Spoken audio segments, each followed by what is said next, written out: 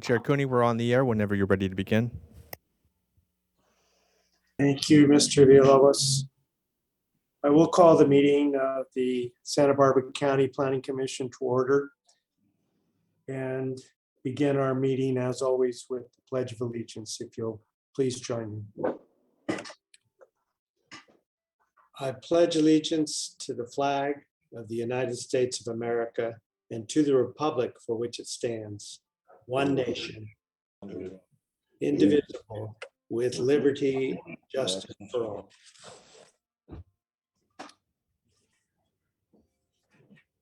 Mr. Villalobos, if you'll give us the TV coverage announcement and call the roll, please.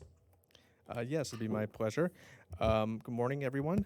Planning Commission hearings are televised live on County of Santa Barbara Television, CSB TV, Channel 20 at 9 a.m. in the South Coast, Lompoc, San Ynez Valley, San Maria, and Arcot areas. Rebroadcast of Planning Commission hearings are on Friday after 5 p.m. on CSB TV, Channel 20. Today's hearing will also be streamed live on the county's website and will be available for download in a day or two. Moving on to the roll call, Commissioner Bradley, I think that she's just joining us late. Commissioner Park. I'm here. Commissioner Farini. Here. Commissioner Martinez. Here. And Chair Cooney. Here. Thank you. Okay, so our very first item, as it's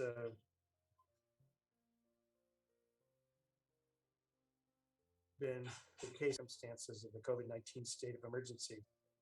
Mr. Wilson, will you lead us through that exercise? Good morning, Chair, members of the Commission. As the agenda outlines, there are those three the recommendation to make the findings continued. I think the Board of Supervisors did make the findings yesterday in their meeting.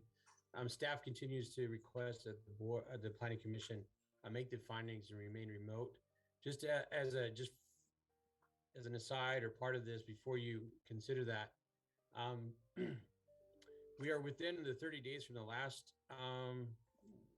motion to make these findings. So if we make the findings today, it would take us to May 4th. We had agreed to continue to put this on the agenda in case the Planning Commission wanted to pivot and go into in-person. But we do that as a way of notifying everybody. If we go in person, everybody has a notification that means in person, and they would need either to be in the hearing room or post their location per the Brown Act. But we get more into that under the projection report. Staff still recommends that we make the findings today, which would take us to May 4th, but we can leave it on the agenda for April 27th, Chair, so we could decide if we wanted to go in person in May or not. Okay, so it looks like the findings would be for the present, and we'd have an opportunity to consider it at our April 27 meeting. Is there a planning commissioner who would make the motion to reconsider the circumstances and adopt the findings necessary? So moved, Chair Cooney. Thank you. Commissioner Farini, good morning to you. Good morning. And a second? I'll second it. Oh, go ahead. Commissioner Park, is that right? Yeah. Oh, right. Okay, I have a question though before we vote. all right. And I'm not trying to create make work, but we're often reminded that we need to take public comment on motions that we make. And is this one we're required to take public comment on? At some point, probably when we're really close to opening things up, it maybe will make sense to get public comment. I mean, be of practical benefit, see if people want to come to live hearings or not. But so that's my question. Do we have a public comment requirement on this? There's never any harm in opening the question to public comment. Mr. Villalobos, is there anyone that has contacted you with a desire to comment on continuing the Zoom format? Chair Cooney, no. I believe all of our speakers are here for the item on our standard agenda today. Okay, thank you very much. So we have a motion and a second. Any further discussion by the commission?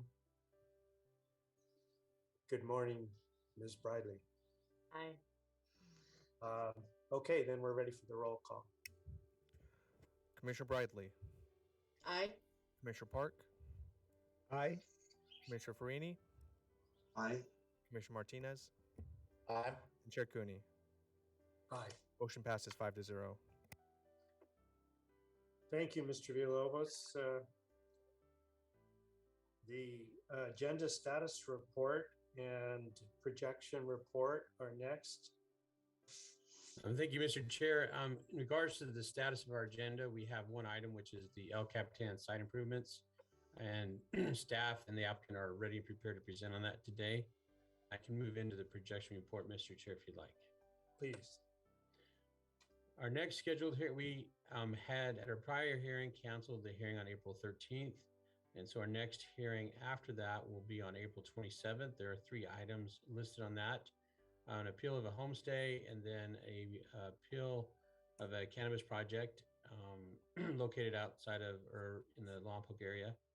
And then long range planning is bringing the 5-year comprehensive capital improvement program for the commission to review and take action on. And then our hearing after that is May 4th, and that has 2 items on it. Another appeal of a cannabis project, and then actually 2 appeals, one on Foothill Road and then one in the Winchester Canyon area, which we've discussed is now in District 3. So that is on May 4th. Moving down, we don't have anything projected for May 11th. So and then on May 25th, we do have 3 items projected. Montecito Ranch recorded map modification, and then the appeal of signs in Summerland. And then the cannabis land use ordinance amendments is projected for the May 25th hearing. And that concludes the projection report, Mr. Chair. Thank you, Mr. Wilson. Questions from commissioners? Yes. Not- Yes. Commissioner Biden? I'm just curious about the cannabis land use ordinance amendments. What's the genesis of that? Mr. Chair, if you'd like, I can respond to that. Commissioner Briley, in a few months back, the Board of Supervisors directed Planning and Development to amend the Land Use and Development Code and to change land use permit requirements to conditional use permits for cultivation and for cannabis operations. So that is that change that we're talking about, going from a land use permit to a conditional use permit. Okay, it's not anything having to do with the processing presumed within those cases. Okay. Yeah, Commissioner Briley, through the chair, that is correct. This is only the direction that we see from the board to change it from a land use permit to a conditional use permit. Isn't that interesting? 2 years after we asked for that. Interesting, interesting, interesting. Okay, then, thank you. Thank you, Commissioner Bridley. I have a question, Mr. Wilson, if you happen to know, the item on May 25th, Montecito Ranch Lot 7 recorded map modification. Is that the same parcel we considered in the context of a request to maintain the exterior painting? Oh, that's right. Mr. Chair or Chair Cooney, it's the same subdivision, and I think it's a different lot. I don't think it's the same lot with the paint color. I'm actually pretty positive it's a different lot, but it's the same subdivision. Right, right. Okay, thank you. If we have no further discussion on the projection report, we will go to public comment. This is the point in our meeting which we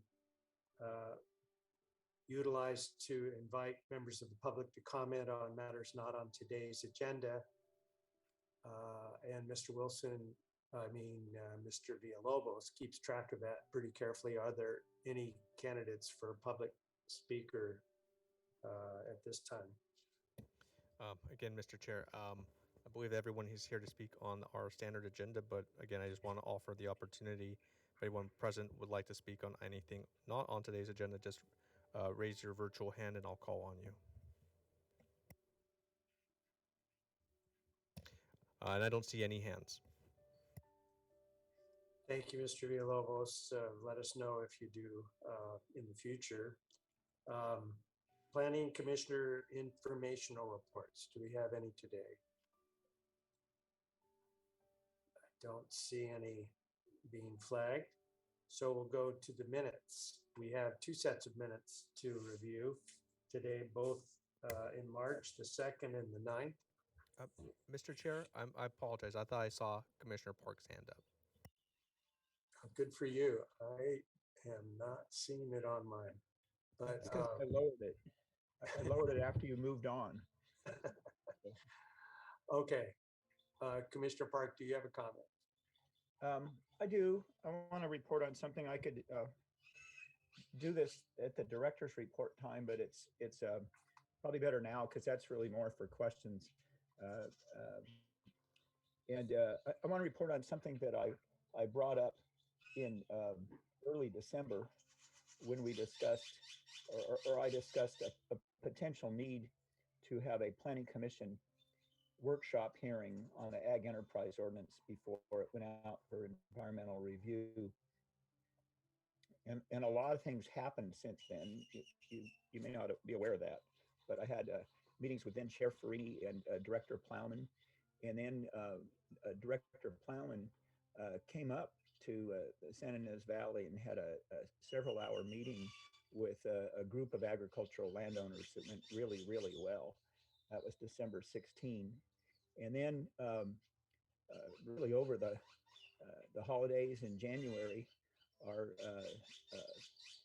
planning director and Dan Clemon, David Lackey, and Julie Harris of Long Range Planning spent, as Director Plowman described it, several long wrestling sessions on revising the project description for the scope of that EIR.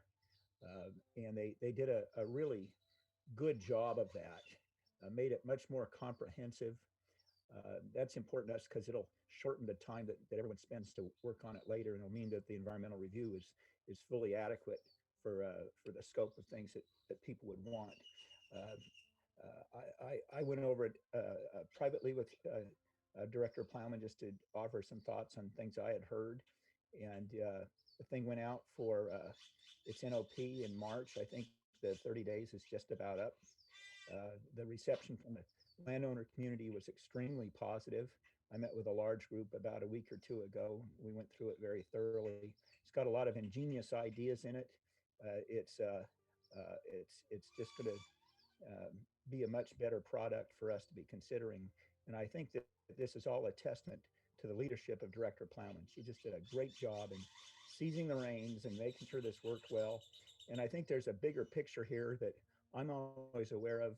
I always want to make sure that members of the public, particularly agriculture people, North County people, feel that they're being listened to and that they are in turn reciprocating by providing meaningful communication at appropriate times so that these things can be incorporated by staff. And I think this is a great example to model how to do things in the future.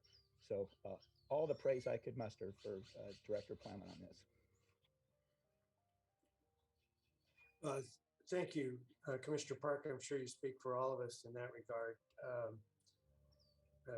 With respect to your efforts to do advance work on the ag ordinances, I think that's going to be of great benefit to the commission as well. Anyone else with a report this morning? Okay, I think we're then ready to go to the minutes of March 2nd. Any changes, corrections, or a motion to approve? Commissioner Briley? Oh, I didn't mean to, but I'll move to approve them. In fact, I'm not even finding a typo. Of course. I move to approve as submitted. I'll second. Thank you, Commissioner Farini. Roll call, please. Commissioner Brightly, Aye. Commissioner Park, Aye. Commissioner Farini, Aye. Commissioner Martinez, Aye. Chair Cooney. Aye.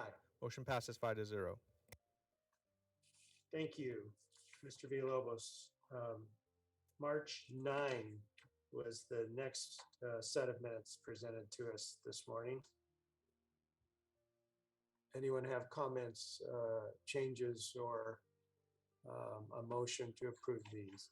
Commissioner Martinez. Yes, thank you, and good morning to everyone. I was just reading over these minutes, and I didn't see any mention in regards to the discussions regarding Arctic cold as to our mentioning of the traffic report and how we were assured that the traffic report, there should be no, that there was going to be no congestion caused by this project due on the traffic report. And I'm just really concerned about that issue, but I didn't see any mention that it was actually addressed, and the reassurance was given by those who did the traffic study and the traffic acceptance that that's not going to happen. And I just think that should be mentioned in here because that's a big issue out there. And even afterwards, some people mentioned it to me, but that was just in passing.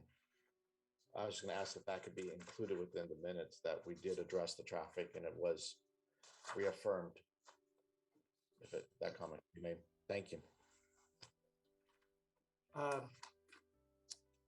Mr. Wilson, in the case of the minutes of March 9, to take into account the concerns expressed by Commissioner Martinez, would it be best to refer that back to staff and be represented to us at a future meeting? Mr. Chair and Commissioner Martinez, that'd be my recommendation. If we wanted to include that, we would want to make sure two things: that it adequately reflects whatever was said at the hearing, and that we have staff review it to make sure it's accurate. So that I would recommend deferring that to the next hearing and let staff to review the tapes if necessary and make sure that we have it accurate as far as what was said. Good. And Commissioner Martinez, if you would check in with staff, if it expresses or even propose a specific insert for that information. Yes, I'll do that. And if I could ask that if the particular staff that I need to communicate, if they could send me an email and I'll contact them directly. No problem. Mr. Chair, can I just add something really quick for Commissioner Martinez's benefit here? So typically, the way that the minutes are drafted are they're directed towards the action. They're not intended. They have not historically been intended to act as a transcript of the hearing. So, but if the commission as a whole would like wants to include comments on that staff is happy to do that. But that's to just clarify, Commissioner Martinez. That's why those comments were not there. This is the minutes that's historically not intended to be a transcript of the proceedings. Yes, and I think there have been times in the past, Mr. Villalobos, where there have been amended minutes to take into account matters of substance when they've been a particular concern to one or more commissioners. So working with Commissioner Martinez, if there is an amendment to be proposed, we can certainly consider it at our next meeting. But thank you for that clarification, Mr. Villalobos. So, Mr. Chair, did you want a continuance of that action of approving those minutes into the next meeting so he can work with staff on that? Yes, please, Commissioner Bridley. Okay, so I would move to continue the approval of the minutes of March 9th to our agenda of April, well, I guess it's April. 27. Thank you. I would second. Okay, thank you, Commissioner Martinez. Roll call, please. Commissioner Bradley, Aye. Commissioner Park, Aye. Commissioner Farini, Aye. Commissioner Martinez, Aye. and Chair Cooney. Aye. Motion passes 5-0. Okay, so we're ready for the highlight of our morning, the director's report. Ms. Plowman, good morning. Good morning. Your This is drum a roll. good- It's practically this is a drum roll. Right? This is a good morning for me. Oh, she's blushing.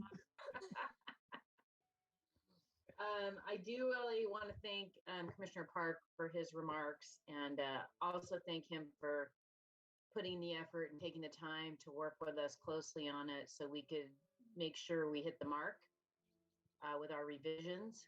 And and for him organizing the meeting with the agricultural group that I met with in December. It's just been a good coordinated effort, and so I very, very much appreciate that.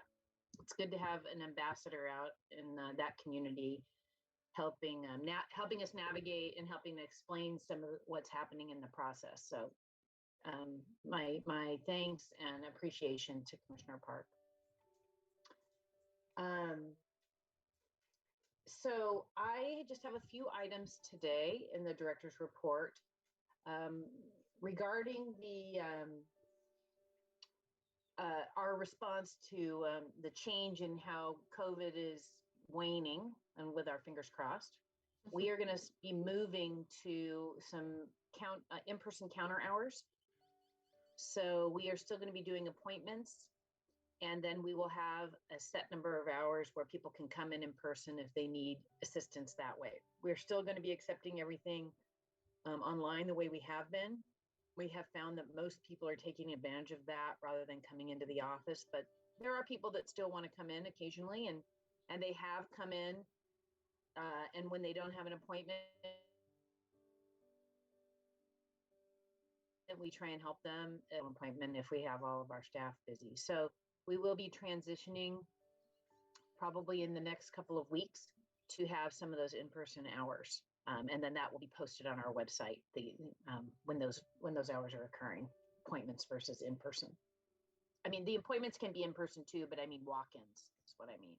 So people have an opportunity to walk in over a couple of hours.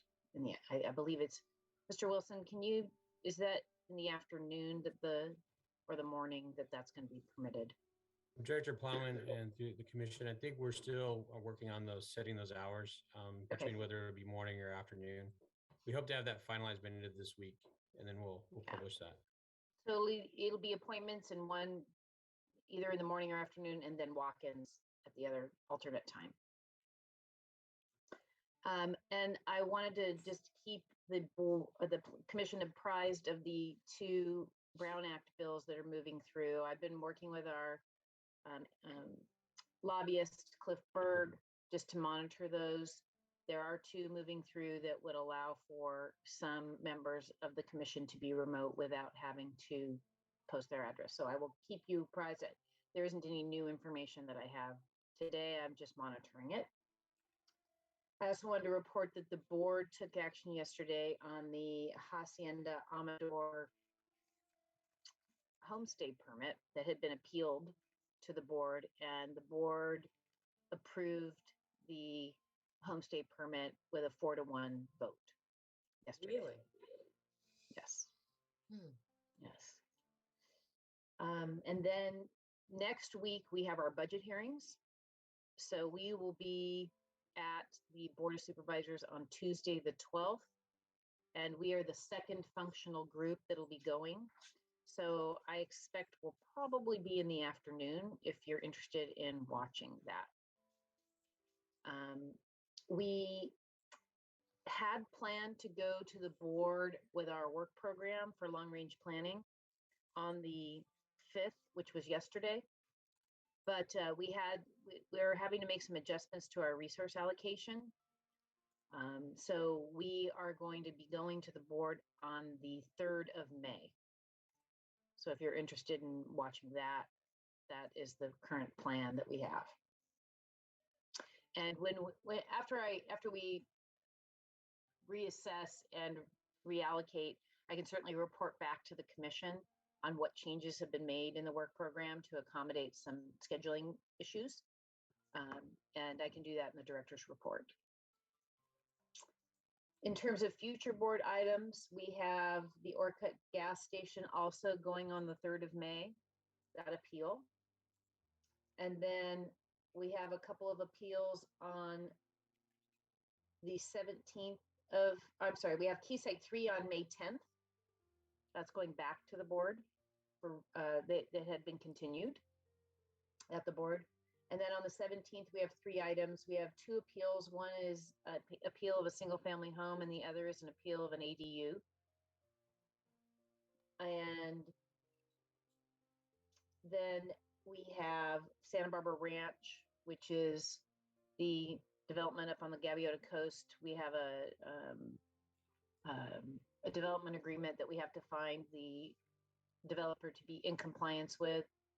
And that was a continued hearing. So we will be finishing that hearing on the 17th. Then we have 2 appeals at the board, the Creekside appeal, which is a cannabis appeal in Carpinteria, that's on the 24th, and the Everbloom appeal, which is also on the 24th. So that concludes what I need to report, and I'm happy to answer any questions.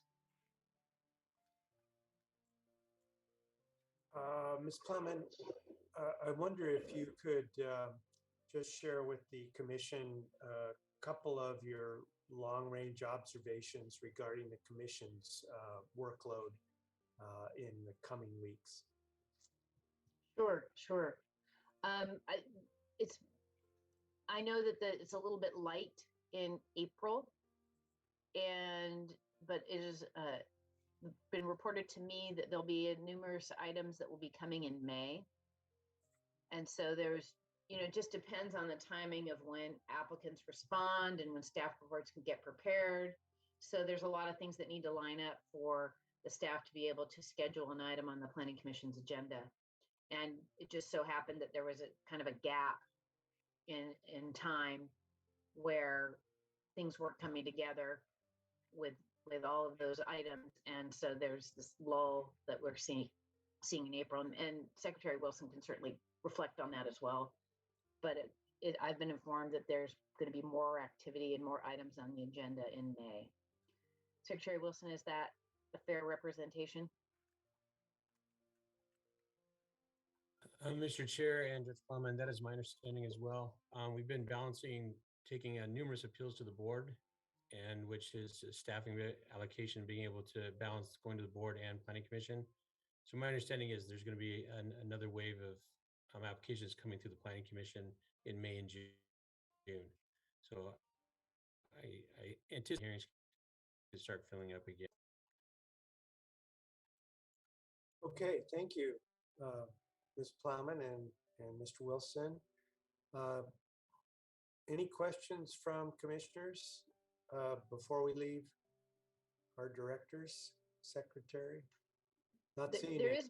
There is one more thing I wanted to announce that I forgot to at the top of my report, and that is we have brought on our new assistant director that replaced Steve Mason, who retired in September, and her name is Elise Dale.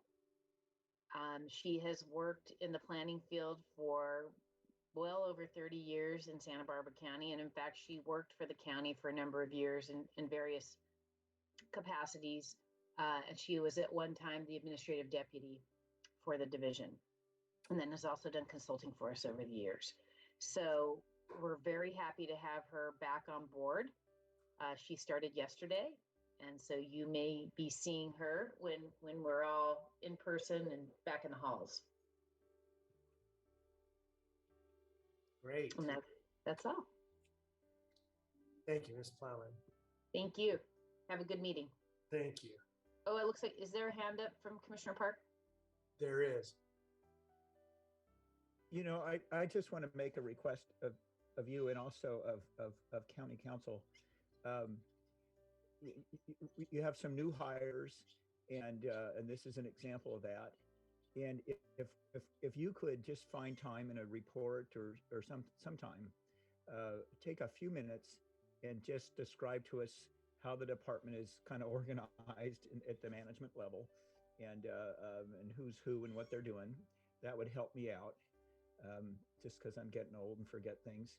And I'd request the same thing at County Council, because we have some new people in County Council that are working with us, and we've had some promotions of people that have been working with us for a long time, and it's just be nice to kind of explain who's who and what they are. And I'm not asking for a long report, just take a few minutes, kind of introduce everybody again. Happy to do that. In fact, I can make that a part of my next director's report. I really appreciate it. Sure. Thank you, Commissioner Park. Okay, with nothing further, let's get started on our standard agenda. Mr. Villalobos, can you read item 1 in the agenda? Yes, thank you, Mr. Chair. The following is a hearing on the request of the California Department of Parks and Recreation to consider case numbers 20 DVP 8, 20 CDP 63, and to consider the environmental effects of the project as shown in the mitigated negative declaration dated April 9, 2018, prepared and adopted by the California Department of Parks and Recreation.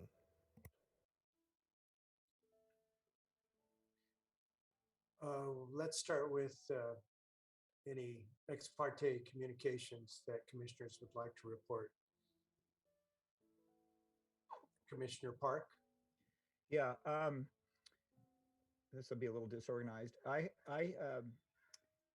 got the materials late last week and then found time on this Monday in the afternoon, some unexpected time to go on out there.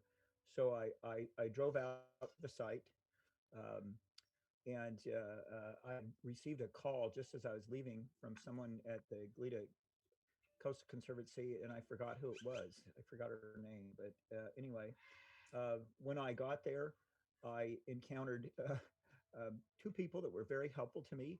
One was Ranger Officer Erica Buckley, a very nice person. She told me she had pictures of her grandmother out there, which was pretty cool. And then I also encountered Donna Stenauer, who's on our Montecito Planning Commission and also on the Gaviota Coastal Conservancy, who spends a lot of time. And so she showed me around a little bit. I walked the trail down the road, spent some time. Then after that, I had a phone conference yesterday with Dina Bellman, which was also very helpful. Dina's of State Parks planner, and that was about an hour long. And if I've left anybody out, I apologize. Thank you, Commissioner Park. Commissioner Bridley. Thank you. So I attended a very well organized site visit that State Parks did with a number of professionals. I didn't write down all their names, but I did talk to Dina Bellman, the senior staff person who's I think shepherding this thing through, and also they had a civil engineer, biologist, and an outreach coordinator at that visit. I think that was last week. I'm sorry, I didn't write down the date. And then yesterday, I also spoke with Dina Bellman with State Parks, and then also with Donna Stenauer, as Commissioner Park noted. That's it. Good report. Okay. Anybody else? I did not have a chance to go to the site. I was not included in any invitation by State Parks or otherwise, but I have been to the site a handful of times over the years, so I'm generally familiar with the layout. I did also receive a call yesterday from Commissioner Montecito, Commissioner Stenauer. Okay, doesn't look like anyone else has it, so we'll turn to staff for the presentation. Thank you, Chair Cuny, members of the Commission. I am here today to present the El Capitan State Beach Entrance Improvements Project for the Commission's consideration. Let's see. We're working on getting the PowerPoint up right now. All right. And welcome, Ms. Reese. Thank you. Your name. So El Capitan State Beach, it's located along the central portion of the county's coastline, and it adjoins Refugio State Beach to the west, surrounded by the Pacific Ocean to the south, as well as the San Ynez Mountains to the north and numerous private landowners. And the purpose of the project that's before you today is to improve existing entrance facilities through upgrades to access infrastructure, construction of a bridge to enhance the passage of fish, and construction of an upgraded kiosk facility. And these improvements to the entrance area will provide significant safety upgrades, accessible trails, better working conditions for park employees, and a more natural hydrology in the creek. So now I'll go over the main components of the project. The project includes, first and foremost, improvements to the entrance trail for pedestrians. So currently there's a staircase that's just to the south of the railroad bridge, and that staircase is shown here. And a pedestrian to access the trail has to take that, and there's no sidewalk existing leading up to it on site. So what the applicant is proposing is a more accessible trail segment shown here in gray, without any stairs and with a concrete sidewalk on site leading up to it, just to improve accessibility, especially for those with strollers, wagons, wheelchairs, that sort of thing, people going down to the beach. There's also, more often than not, pedestrians that are using the road on site instead of the trail, and that results in conflicts with vehicles and also unsafe conditions. So this new segment would help to remedy that, and there's also signage proposed to direct people onto the trail. In addition to that, the applicant's also proposing to rehabilitate the existing trail that segment connects to, with a stacked rock design, because currently it's just a dirt trail, and often during storm events there's channelization of that trail, which results in erosion and an uneven walking surface. So that would help to remedy that situation.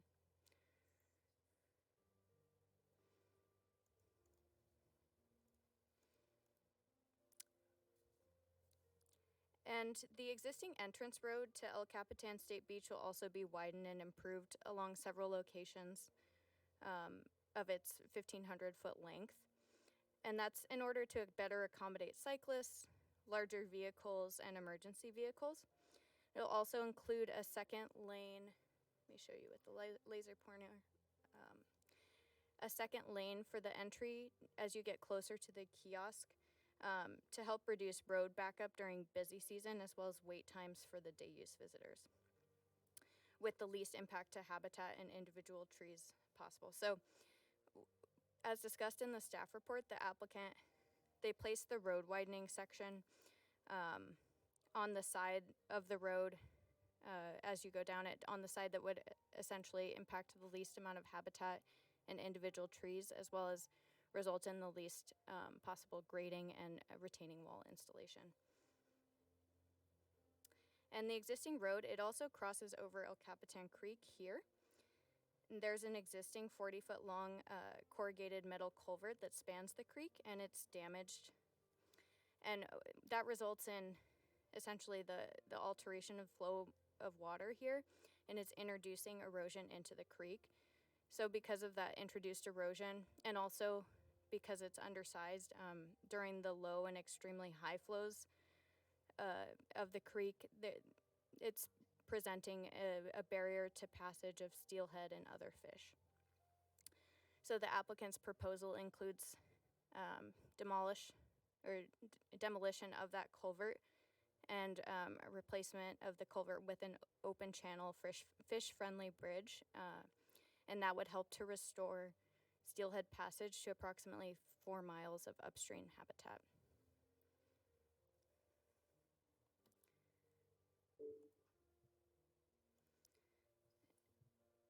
Tree removal and habitat impacts are reduced in this project by design and with the implementation of mitigation measures. But nonetheless, the project does include some tree removal and impacts to trees that will remain in place, as well as habitat impacts, in order to replace that damaged culvert with a bridge and also to widen the road for safer, improved access. And I know there were a number of questions that were raised in various comment letters about tree removal. So staff provided a memo yesterday clarifying that the site plan, it shows a few dead trees and multi-trunk trees, as well as 2 trees that were erroneously noted as to be removed. which resulted in tree removal being overcounted by some. But State Parks has provided updated site plans with clarifying notes on those trees, and those were attached to the memo as well. So what was analyzed in the habitat mitigation monitoring plan and the staff report was 21 trees for removal. But since those documents were prepared, the applicant actually identified 2 additional trees that no longer require removal, thus reducing the likely tree removal from 21 to 19. And 4 of those trees are non-native species that don't necessitate replacement. So therefore, we're looking at the removal of 15 native trees and replacement of those trees at a 10-to-1 ratio. And for the oak tree that no longer will necessitate removal, that'll increase the potentially impacted trees to from 16 to 17.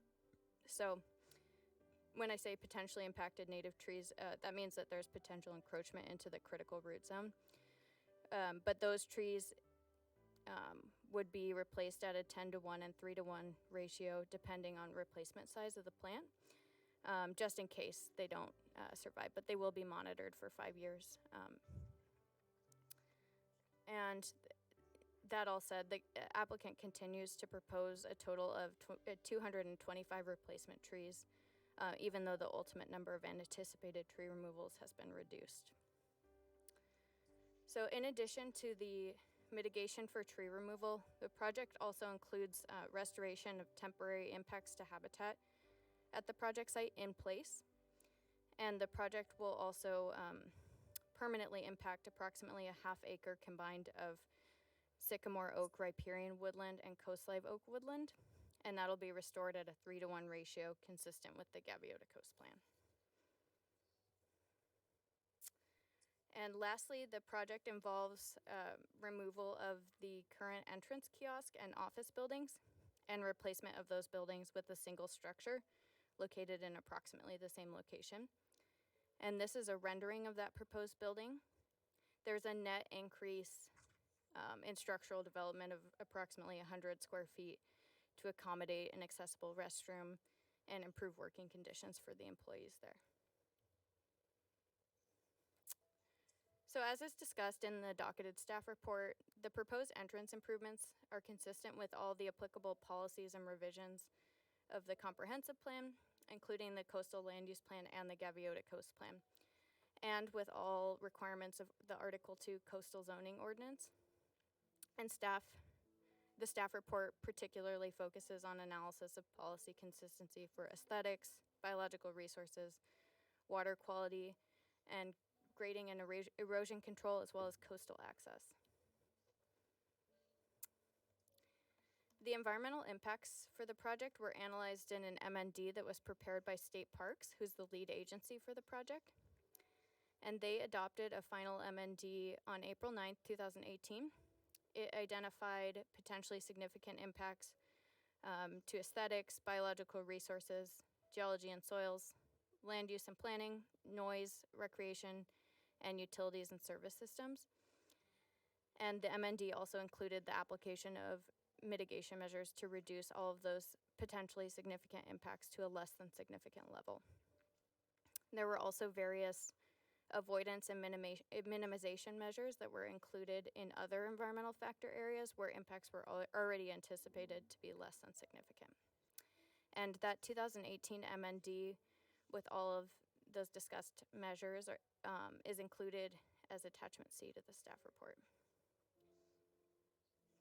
So your commission's motion should include the following to approve the project, to make the required findings for approval specified in attachment A to the staff report, including the CEQA findings, to consider the environmental impact or effects of the project as shown in the MND from 2018, prepared by California Department of Parks and Rec as the lead agency, and determine that none of the conditions in the CEQA guidelines section 15162 requiring an additional environmental document have occurred. And lastly, to approve the project subject to the conditions that were updated in the memo dated April 5th 2022. The only change from the staff report there is the date of the attachments since the site plans were updated. And that completes staff's presentation. Staff is available for questions, and we also have the State Parks applicant team available, including Ms. Dina Bellman, the district planning chief. We have the project manager, civil engineer, and a few natural resource specialists here as well. And they're going to be providing a brief presentation and are available for questions too. Okay, thank you, Ms. Reese. Are there questions of staff before we turn to the applicant? Commissioner Bridley. Thank you, Chair Cooney. Very good staff report, Ms. Reese, by the way. I think it was a pretty complicated project, and I really appreciate your succinct summary of everything. The one part that I honestly just may have missed it because I was reading through stuff last night at midnight, is have the offsite restoration areas that are required, per Gaviota Coast Plan, but also, all the CEQA requirements. Are those identified as part of this project? Because I seem to remember part of the documentation saying that they haven't quite been identified. There was a discussion of Gaviota and Refugio state parks as being potential receiving sites of the offsite mitigation. And I'm just wondering if that is tied down or that's left as a condition to find and demonstrate, as part of the project implementation. Mr. Chair, Commissioner Bridley, the habitat mitigation and monitoring plan provided by the applicant identifies all of those sites, and they place them on Gaviota State Beach along Gaviota Creek there. Essentially, because there's so much mature habitat along El Capitan Creek already, they couldn't accommodate all of those restoration areas at a 3-to-1 ratio on site. So because Gaviota Creek's in the same watershed, and perhaps if you have additional questions, the state parks team could address them, but they determined that it was the most in-kind feasible site, and they have depicted the areas that would be receivers for that restoration habitat, as well as the mitigation trees in the habitat restoration or habitat mitigation monitoring plan. Okay, I probably didn't get all the way through to it because I saw the discussion about not having space, on the park. But I guess I just want to be sure that that offsite mitigation is actually covered in this development plan and CDP. It's not like they would have to come back and do something separate for those offsite locations, right? Mr. Chair, Commissioner Bridley, that's correct. Thank you. Commissioner Park. Yes, I have a series of questions about the MND, but I want to start with one that's a follow-up to Commissioner Bridley's question about the offsite mitigations and things like that. I note that in your written report, Ms. Reese, it cites a policy regarding restoration. And, it's aside from the tree policy and from visual resources and biological resources, specifically one about restoration. And it speaks to essentially getting conservation easements in areas of restoration. Are the mitigation activities in this project considered restoration? I mean, do they trigger that policy? Are they going to require conservation easements and things like that? Seems like an odd thing for state park property.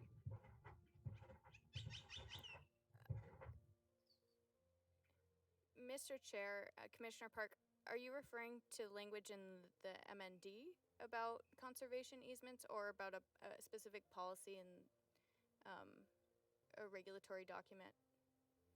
I'm referring to a specific policy that's cited and quoted in your staff report.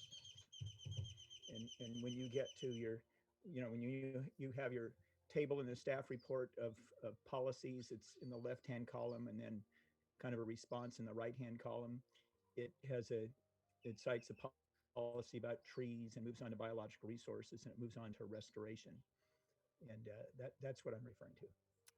Mr. Chair, Commissioner Park, we'll take a look and respond to you shortly.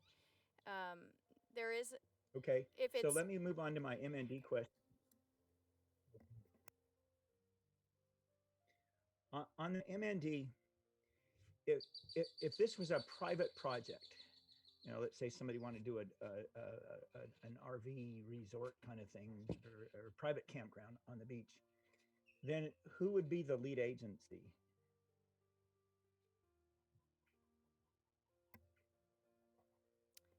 Mr. Chair, Commissioner Park, if it was proposed on private property, the county would Yeah. be the lead agency. Okay, so here we have the applicant is the lead agency, right? Correct. So the applicant has determined that an MND is appropriate as opposed to the more you know, extensive process of an environmental impact report, correct? That's correct. And essentially, what finding do they have to make so that this isn't triggering an EIR? Is it that every significant impact here can be mitigated? Is that essentially what turns it into an MND, or what's the main difference? Mr. Chair, Commissioner Park, it's that there isn't any impact that's significant that can't be mitigated to a less than significant level. So through the implementation of the established mitigation measures, as well as other avoidance and minimization measures, they have determined that there is not a significant impact to resources that would trigger an EIR. Okay, gotcha. So I'm going to go to something that I think is the crux of any issues over this project, and it's something I'm looking for. Some trees are going to go, and there are some very massive, important trees, and it's for a worthy project. We'll get into all that, but I looked through the MND Schedule C and some other things. Now, realize I've only had a few days to have this thing, and I can't find any discussion of what the removal of canopy does to the habitat. And I wonder if you can show me that. And I stress canopy. It's one thing to talk about a tree as being multi-trunk or 60 inches in diameter at breast level and so on and so forth. But what's important about these trees, and it's unusual about this particular site, is the enormous canopy of those sycamores. So you take out some of those sycamores and some of the oaks, it's a very different look. And the siting of that is important. When we looked at Strauss Wind Energy Project in was it a year and a half ago, whenever, it wasn't just removal of the oaks, it was removal of oaks that provided canopy over the creek. So the specific location of a tree makes a lot of difference. And I'm not finding any discussion of that anywhere in the papers I got. I wonder if somebody can point that out to me. And maybe you're not the right person. Maybe that might be the applicant team, but at least by asking the question now, I'm sort of giving them a heads up that that might be something for them to touch on. Mr. Chair, So Commissioner Park, I would defer that question to the natural resource specialists on state park staff that are in attendance. And if you'd prefer, I'm sure they'd be willing to address that now, or we could wait till after their presentation, either way. I think in fairness to them, we should let them make their presentation as they're prepared for it. Then they can address this as it comes up during their presentation, or I can ask the same question when they're done. It just seems like better for the flow of things. Thank you.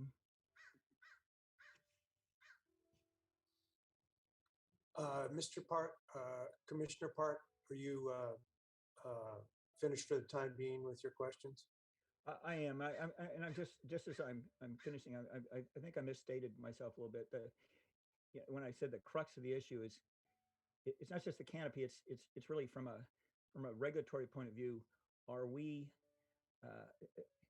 have we exhausted the examination of all alternatives that would better mitigate any environmental impacts? Is there some alternative that would lessen any environmental damage? So that's what I meant by the crux of the issue. And so the canopy is the kind of the biological resource that I'm thinking about when I ask that question. But thank you. Yes, let's go on. Any other questions from commissioners at this point, Ms. Reese? I don't see any. So what I'd like to do is have a 10-minute break at this point and then start with the applicant presentation when we return. So if my clock is correct, we should be back at 10 after 10. Thank you. All right, thank you.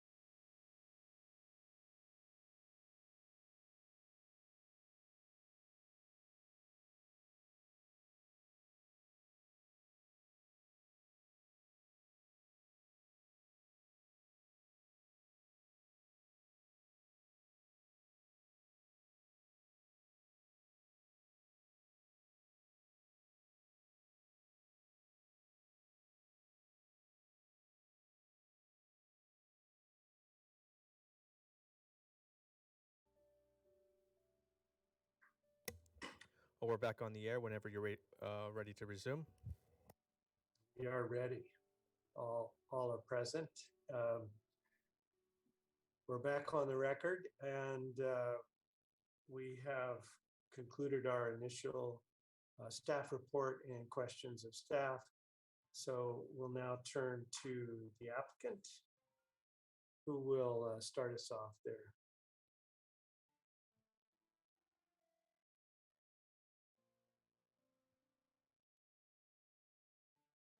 Ms. Bellman, you're muted still, so There we go. okay. Good morning, good. Chair Cooney and planning commissioners and Santa Barbara County planning staff. We're so thankful to be here today.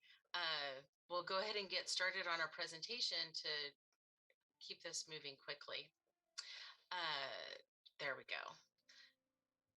Back to the first page, please. There we go. So as you've been discussing this morning, the El Capitan State Beach Entrance Project addresses longstanding concerns regarding public safety and coastal access, fish passageways, and stormwater treatment, and addresses current and future operational needs at the most popular state park along Gaviota Coast. This project will help state parks better manage these issues for the hundreds of thousands of park visitors each year. State parks took ownership of El Capitan State Beach in 1953, and most of this project area has not been significantly improved.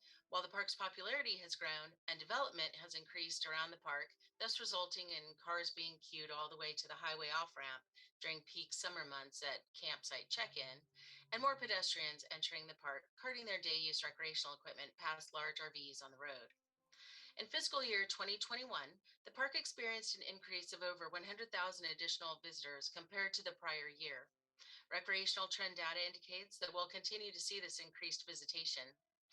The road widening and rehabilitation, the second ingress lane at the kiosk, will bring the road to modern standards and help comply with ADA standards and alleviate the wait times at the park entrance. The new nature education trail will provide a safer, more attractive alternative than walking on the road and will improve pedestrian access and safety. A new bridge will replace an existing culvert to support steelhead migration and remove a known fish barrier. A new secondary culvert will increase the capacity to handle storm events more sustainably. The entrance road has not been improved since State Parks took ownership of the property. Planning for this project began over 5 years ago, and we believe it has been given thorough, deliberate, and thoughtful consideration, implementing the rigorous policies and practices of state parks and the resource agency. This project will improve the park for all to enjoy safely now and into the future. Next slide, please. So I want to quickly introduce you to our planning team. Myself, of course, Kate Wilson, one of our planners, our community engagement coordinator, Kim Milruya. Next slide. Our project manager, Jim Engelke, engineer, Matt Anderson, and environmental scientist, Monica Stupacek. We also have on with us today our natural resource manager for the Channel Coast District, Nat Cox. So he'll be available to work with us on any questions today. Next slide. We wanted to start with the presentation today, much how we go about starting our project, and that's with our park's mission. This is really our guiding light. It's to provide for the health, inspiration, and education of the people of California by helping to preserve the state's extraordinary biological diversity, protecting its most valued natural and cultural resources, and creating opportunities for high-quality outdoor recreation. Next slide. At this point, I'll turn the presentation over to Matt Anderson, our engineer. Thanks, Matt.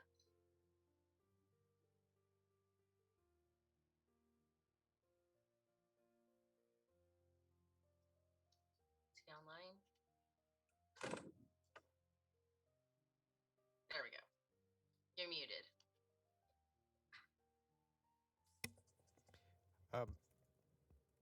Mr. Anderson, you are joining us via phone. You might have to hit *6 on your phone to unmute yourself. There you go. Can you hear me now? All right, pardon me. Good morning, everyone. Thanks for having us. My name is Matt Anderson. I'm a civil engineer for State Parks. I work down in San Diego at our Southern Service Center. We handle projects in the southern half of California, and I'm just really excited to be part of this project. This is such a beautiful stretch of the coast. My wife's grandparents live 5 minutes down the road, and it's just a really special place, and I'm thankful to get to work on this project, and also with the great team and staff that we have. Next slide, please. This just gives a real broad picture of project orientation. So you can see El Capitan Beach is south of Highway 101, and our project begins once you get off of the southbound Highway 101 off-ramp. That red line you see there is all road improvements, where it's resurfacing and slightly widening the road. We have the new trail that you can see in orange, and then the new bridge that replaces the existing culvert and fish barrier kind of in the middle of the screen. And finally, the new kiosk at the end of the red line where the improvements end. Next slide, please. So part of our process when we take on a project here at State Parks is we have to identify the goals for the project, and then we find ways to work with our resource staff, natural, cultural, and our design team, and try to minimize our impact. So the goals for this project, obviously, to remove the fish barrier with the culvert along El Capitan Creek, improve public safety in a few ways by widening the road, fixing that trail to get pedestrians off the road and onto a safe, accessible path, and then also resurfacing that road, which is good for our vehicles and cyclists that use this area. Obviously, improve accessibility and coastal access with those items I mentioned. And then a big thing for this project is we're going to address stormwater here. So currently the stormwater runoff from the road just goes into the vegetation, and it's not treated well. So with our proposed project, we're going to get all of that water into an actual treatment system and clean it up before it gets back into the creek. And finally, adapt to the current and future needs at the park. So the infrastructure is from the 50s. Visitation has increased a ton, and we need to address that for the current needs. Next slide, please. One of the key pieces of the project is to widen and rehabilitate the road. I really like these two pictures because it shows you how tight this corridor is. The existing road is 20 feet wide, and that's the bare minimum that California Fire Code that allows for emergency vehicle access. So by widening that road, we're going to make it safer to provide a little more room. And you can see that dump truck in the picture on the right. You can imagine two RVs passing each other on that lane. It gets tight, and it really does need to be widened up. You can also see the surface of the pavement is highly weathered. So resurfacing that will give it a nice surface for vehicles and cyclists there. Next slide, please. This is a picture of the existing culvert and fish barrier that we are proposing to replace with a bridge. It'll be a full span bridge, and then it'll have a simulated creek bottom, which is the standard of practice for replacing these types of things, to help with the hydraulics of the creek flow. And ultimately, the ultimate goal is to support steelhead migration through this creek. Next slide, please. This is a picture that Ms. Reese shared earlier of the proposed kiosk. The current kiosk is it's very small, it's very old, it's damaged. The turning radiuses aren't right, so sometimes RVs will clip the existing kiosk. So we need to replace that. This is a nice kiosk, nice entry feature for our park users, and to welcome them. It's also accessible for the public and our staff. And then we have part of this improvement will have the two ingress lanes to help reduce that queuing during our peak seasons. Next slide, please.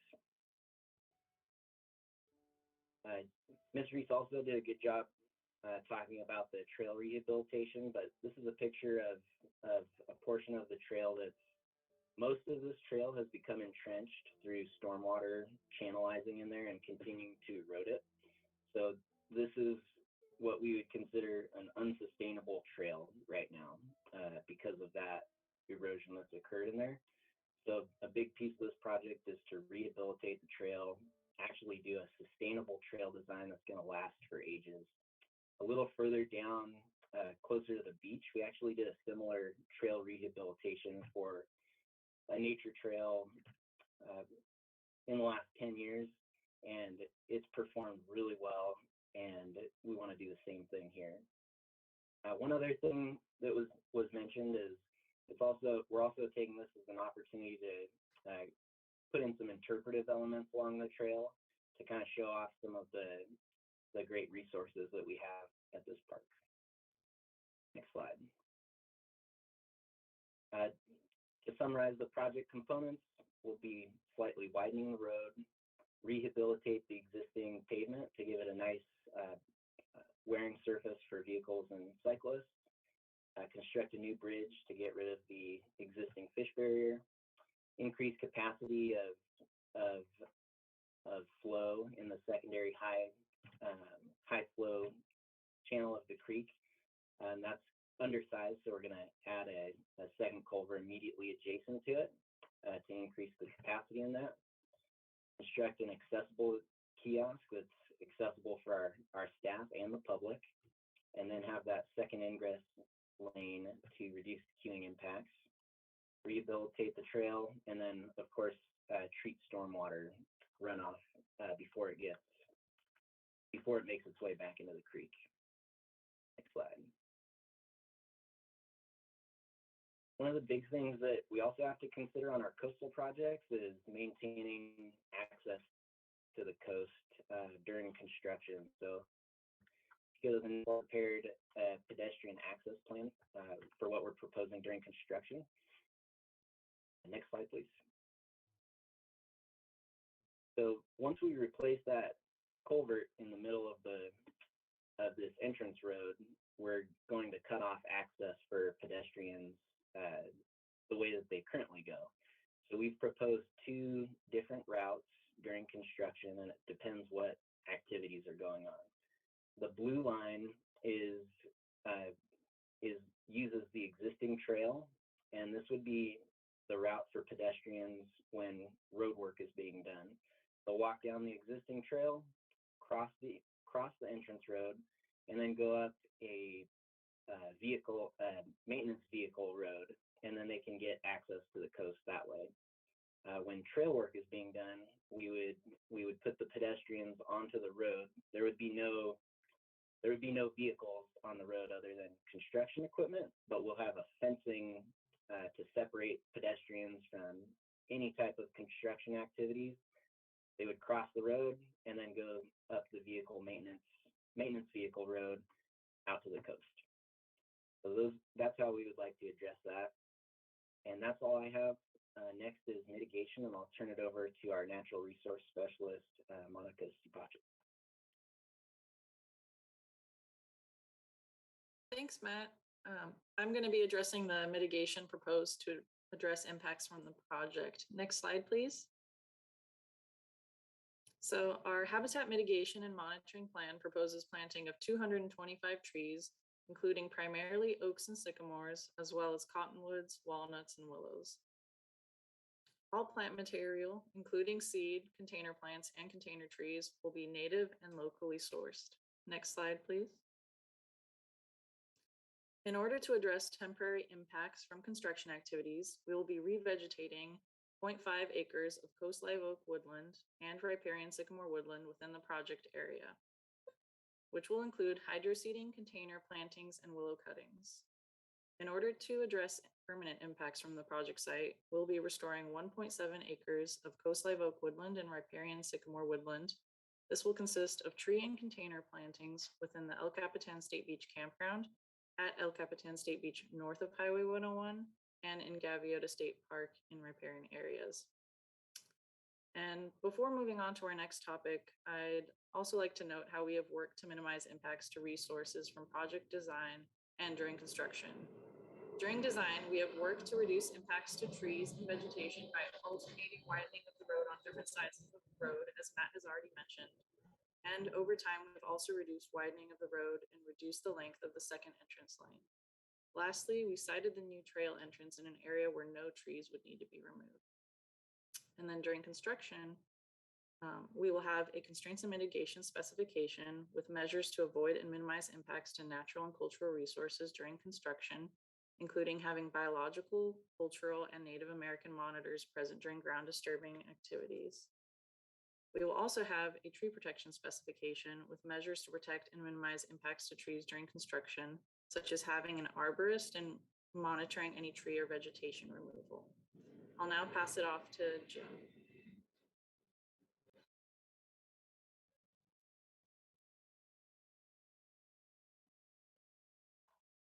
Next slide, please. And next slide, please. Good morning, commissioners. This graphic outlines the timeline of State Parks' internal process to bring the project, the El Capitan Entrance Improvement Project, to construction.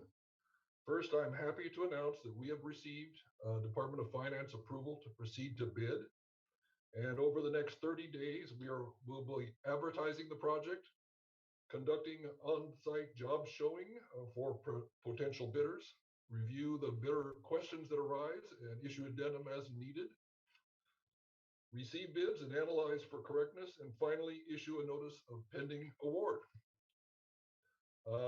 That will be followed by 45 to 60 days of preparing and awarding the Public Works contract. During this time, contracts behind the scene with the Department of Finance will be organizing all the legal aspects and requesting information from the contractor, such as proof of insurance, bonds, etc. Following execution of the contract, the construction manager will issue a notice to proceed, and that will begin a 35 to 45-day process of coordination with the contractor. That'll include a pre-construction meeting where Monica, as our environmental scientist, and our cultural resource monitors will be on site to discuss the aspects of the project, the constraints that are required, areas of concern, and the implementation of requirements for advance notice for monitoring, etc. The contractor during this time will be providing a schedule of work for review, a schedule of values, and preparing submittals for products so that state parks can approve those prior to the start of construction. Construction mobilization and construction phase will begin approximately August 1st, and we hope it to conclude in about 270 days. Thanks, Jim. Next slide, please. So this is Dina again. I just wanted to talk for a moment about communications and how we will communicate throughout the process of this project. This slide identifies a number of folks that we've been conducting outreach with. Also, it's a time to introduce that we did create a project website on the El Capitan webpage. So there's information which we'll continue to update and provide for the public. Next slide, please. And as far as how we're going to be communicating with folks of how to access the park during construction, as I just discussed, we have our project webpage, so that will continually be updated and available. It also has a couple of ways that you can contact our staff and send us messages, which folks have been using. We'll be providing all the information for access closures and any significant developments. We'll be updating on our social media. Current information and correspondence is available via the Channel Coast information line. So we have an email that gives you an automatic response with current information, and also a phone line with a voicemail that gives you any current information. We will also be sending periodic email updates for project milestones, and that will be sent out to interested parties who contact us in either through the website or the Channel Coast info email to let us know that you would like to receive those. Next page. So this is our team at the district that will be responding to all those communications. And, we're excited to get that information and share the information with folks. Next page. So want to say thank you for letting us present this today, and we are happy to answer any questions. Okay, thank you, Ms. Bellman. I'm sure there are questions. Commissioner Park. Yes, let me start with Ms. Bellman, but if you need to defer to someone else on the team to answer a question, you feel free, please. Sometimes I ask questions that are hardballs and sometimes they're softballs, and I'm going to start with a softball, and something that may seem very obvious to you, but should be clarified for the commission and the public. This is a state parks project, right? Correct. And we often run into state of California projects, but those are Caltrans projects, aren't they? They are a state agency also, but a very different agency than. That's my point. This is not a Caltrans project, even though we've got the freeway nearby and, there's things that you'd like to get encroachment permits on and so on and so forth, but this is state parks. And sometimes we, when we're looking at state projects, we run into folks from hundreds of miles away, Sacramento or elsewhere, and we don't really ever see them again, and we wonder who they are and those things. But and even though this is land use and we're supposed to be focusing on land, the person element still is important. Would you just take 30 seconds and elaborate on your planning background in the Central Coast area? Oh, certainly. So I started my planning career up in San Luis Obispo County with state parks. I was in and around Pismo State Beach for about 20 years. I promoted down here to the Channel Coast District. State Parks is further developing their in the field planning programs. So we've been building this planning program here. I've got two full-time planners and one part-time planner. They have different roles. We engage in a lot of, we're really embracing the community engagement portion of what we know planning really requires. So that's something that we've really been building here in the district. There's 4 of us here locally, and whereas we utilize the larger breadth of specialists in our northern and southern service centers, like engineers and cultural specialists and all of that. But here locally, we do have my planning team that, we're very excited to continue growing. So I've been here in the Channel Coast District, which manages Santa Barbara, state parks in Santa Barbara and Ventura counties, for a little over 3 years now, about 3.5, almost 3.5 years. And you've been involved in this project all that time then? Since I got here, correct. Obviously, it was one of the projects on the docket when I arrived. You can tell by the MND that it started prior to my coming here.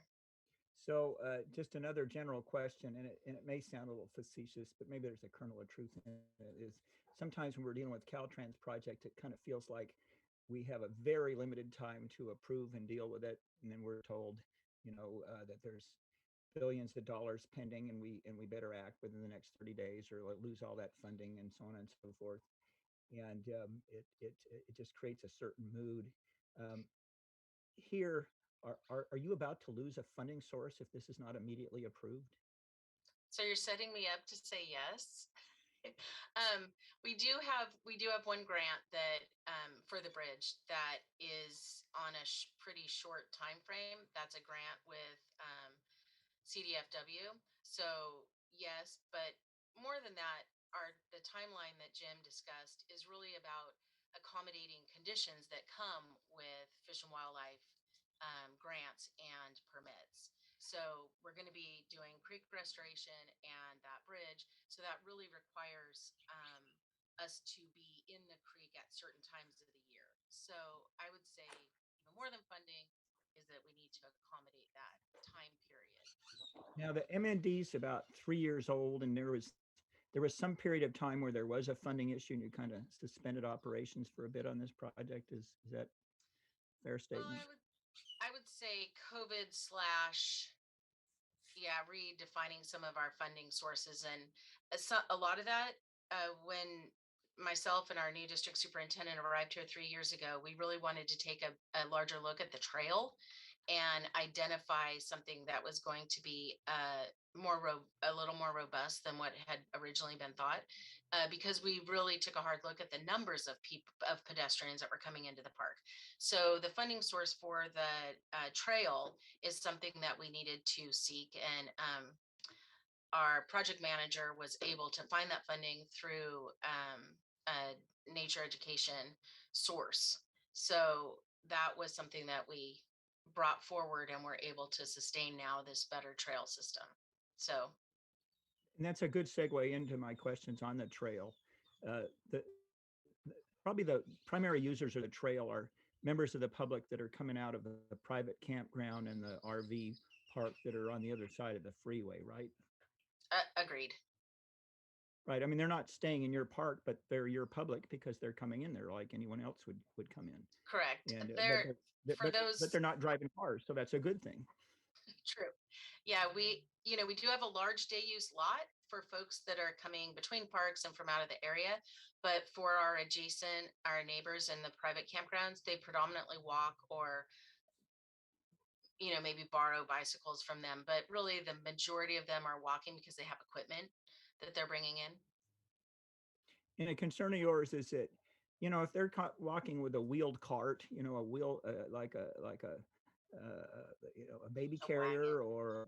or a wagon or a bicycle, they're on that narrow road Mhm. because they're not going out on the trail. Correct, And for them especially to in its current state. and for them to go on the trail, the first thing they got to do is descend some kind of like railroad tie stairs that have no railing, right? Correct. That's the current format. And then they get on a dirt trail that also acts as a drainage ditch because there is no drainage from it. And they may encounter a big puddle or who knows what. And that's so you see some real safety issues with this trail, right? Absolutely. Yeah. Absolutely. And the kind of trail that you want to construct, one can go see that kind of a harder surface trail right there in the Sycamore Grove once you pass into the park. I mean, you got examples that somebody can go see today, right? Correct. As you go past the kiosk and take the trail that leads down to the beach to the left towards the ocean, that is currently, as Matt Anderson described, that is currently a stacked rock. And there's two buildings there today at the entry, correct? Correct. And one of them's going to go out, the kind of shed thing to the side where the bathroom is, right? Yeah. Yeah. Yeah. Both of them will be demoed and then put, the utility of both of them into one. And by taking out that secondary building, that gives you more space for your turns and traffic things. And that's a large part of where you're getting the space is not out of the forest, but of just demolition of this old building. Correct. Correct. And And it'll turning allow you to put, radiuses. Yeah. yeah, and allow you to put a bathroom in the kiosk where your employees are. Yeah. Yeah. Is there I may use the wrong term, so bear with me here. You have more experience, but is there something like a traffic study or a head count of some sort that shows us, how often do we get these queues that go all the way to the freeway? How many motorhomes come into the park? How many bikes come into the park? Do we have that kind of a traffic study? I know myself when I wandered around the campground the other day, I only saw 3 big motorhomes. I imagine a lot of them will use the private RV resort on the other side, but I don't know. Do you have a study of that sort? I couldn't see it in here, but maybe I missed it. So State Parks does an attendance process. And so I can offer you some generalities that can help you form a picture a bit better. So we have approximately 130 campsites at El Capitan. There's 5 group sites, which can accommodate a number of additional vehicles. We have 2 hike and bike sites and then a large day use parking area. So that day use parking area, I'd have to guess off the top of my head right now how many spaces are in it, but that's going to traditionally be more of a typical vehicle or a pickup truck or a van.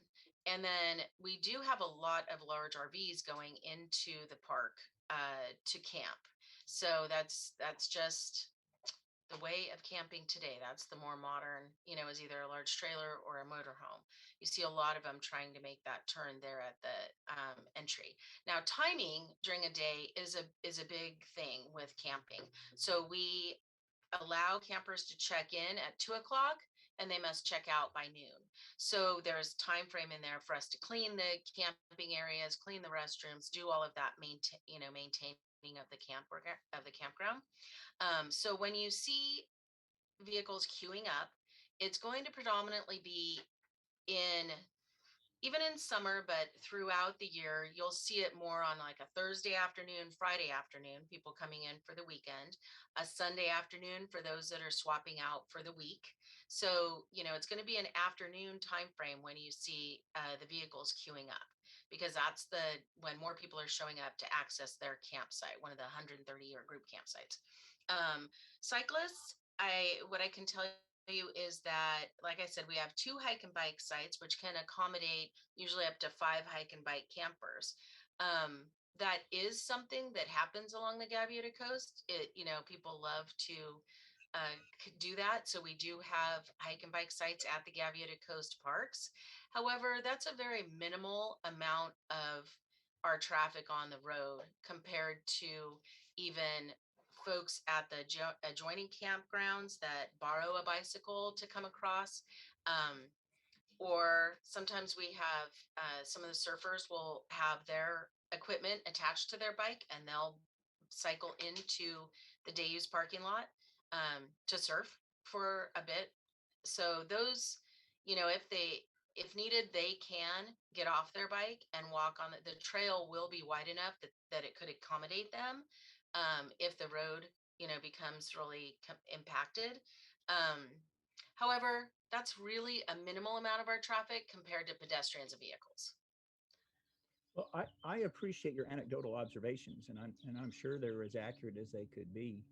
Um, but nearly every project that comes before us has a traffic study associated with it. And I'm just wondering, did I miss something? Is there a traffic study that shows the the traffic that comes into this park, so we can, as a commission, say, yeah, you're right. You do need more access for motorhomes. Or maybe one commissioner might say, well, you see 3 motorhomes a day, and so that's not really important. Or you get like 1 person a week that comes to stay in those hike and bike campgrounds, so maybe I don't need to have bike lanes. But so that's my question. Is there a formal traffic study? I haven't seen one, but like I said, I haven't been able to really examine the papers to the depth I'd like to. Yeah. So no, being that it's not necessarily a public road,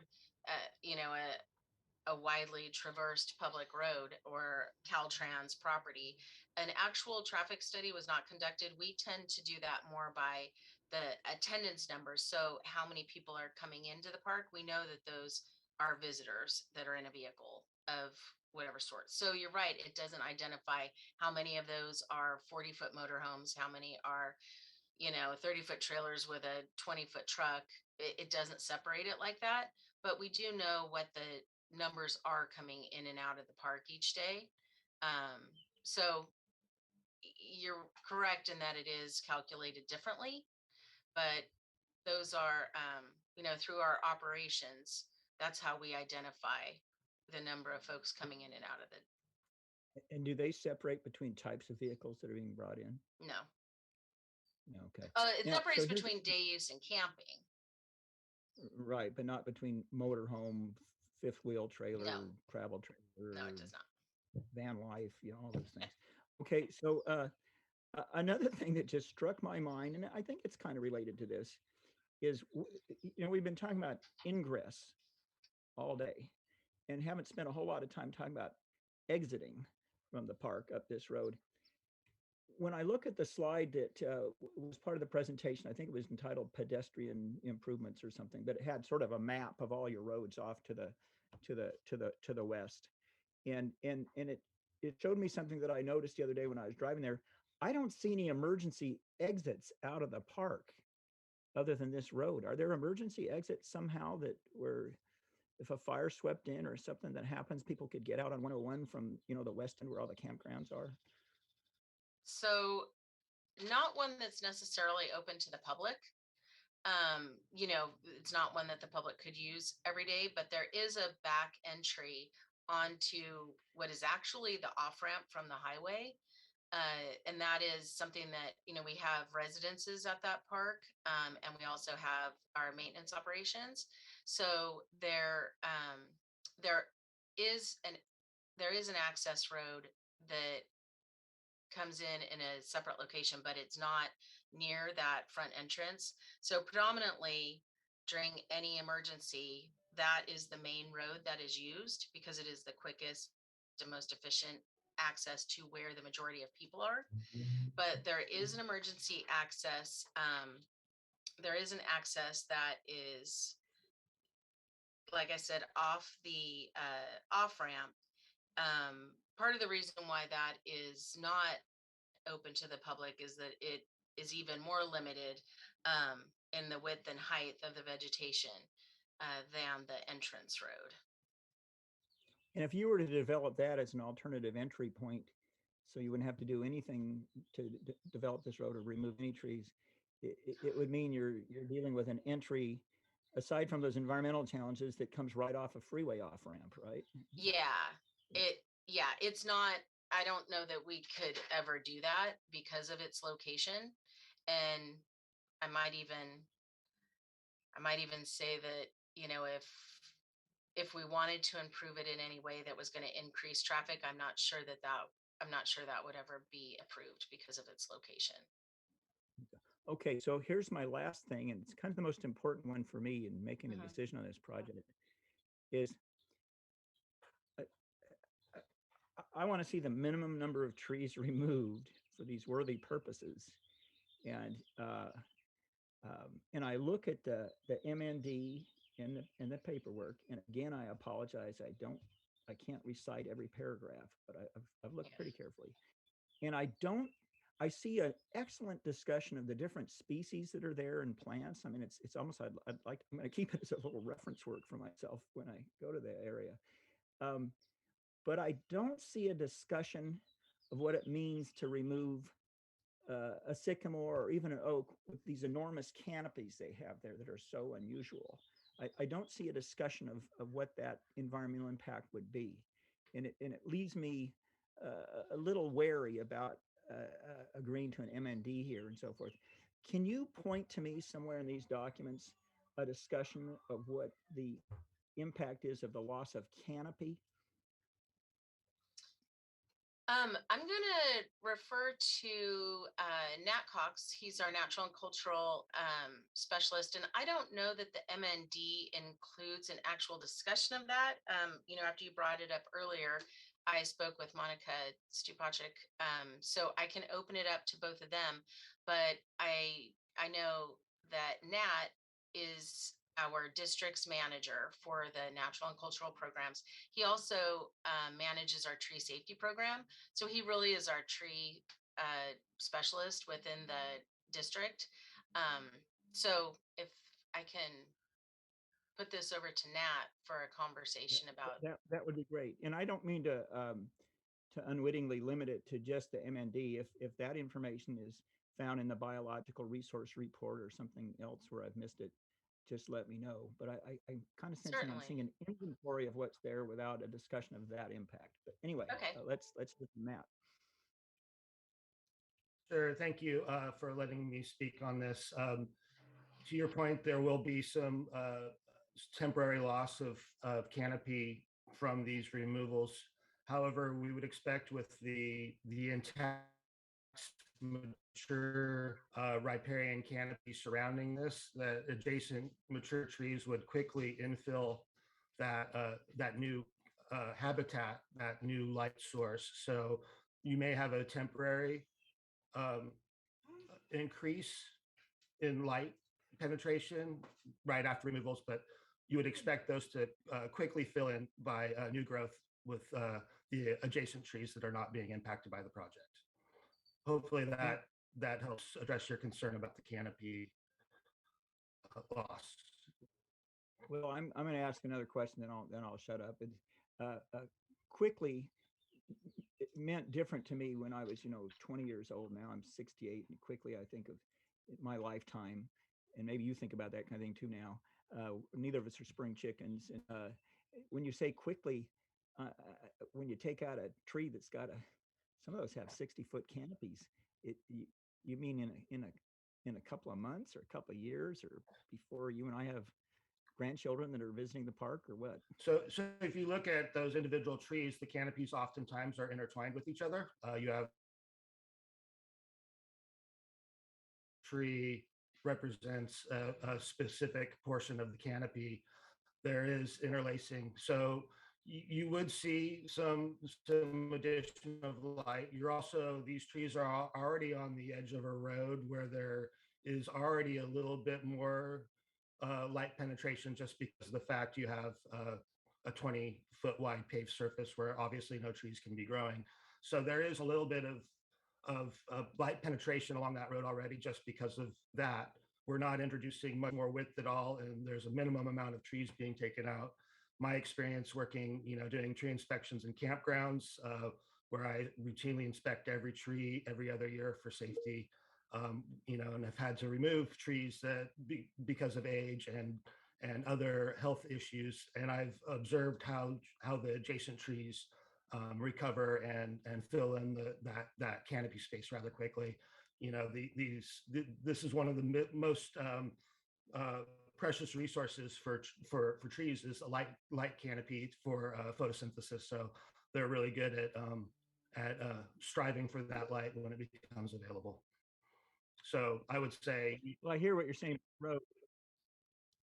It's like driving through a cathedral, getting in there, and that's goes to the visual resources aside from biological.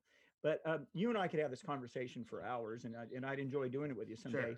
But it goes back to my original question: is there something in the written documentation upon which we make decisions that goes into this? Is there something that analyzes the impact of the loss of canopy? Is it there, aside from what you and I have just said about it? Is there something in those documents? So, because I'm not seeing it. I don't have the full M&D in front of me. I can tell you when we develop these projects, the specialists, me being one of them, we look for those particular impacts that could be, in our minds, rise to a level of significance.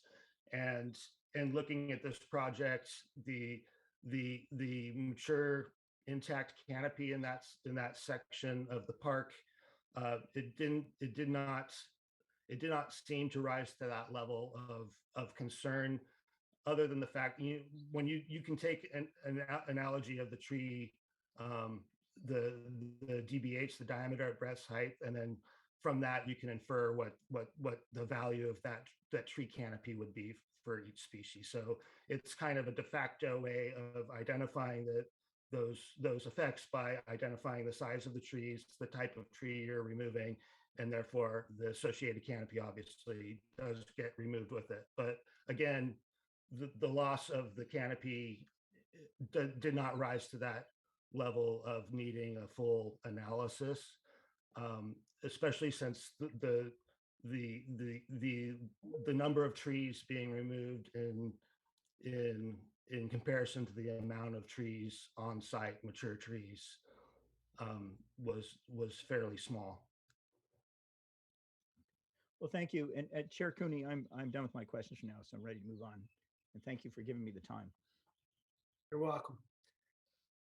Other commissioners, you have questions of any of the state park staff this morning? Commissioner Bridley.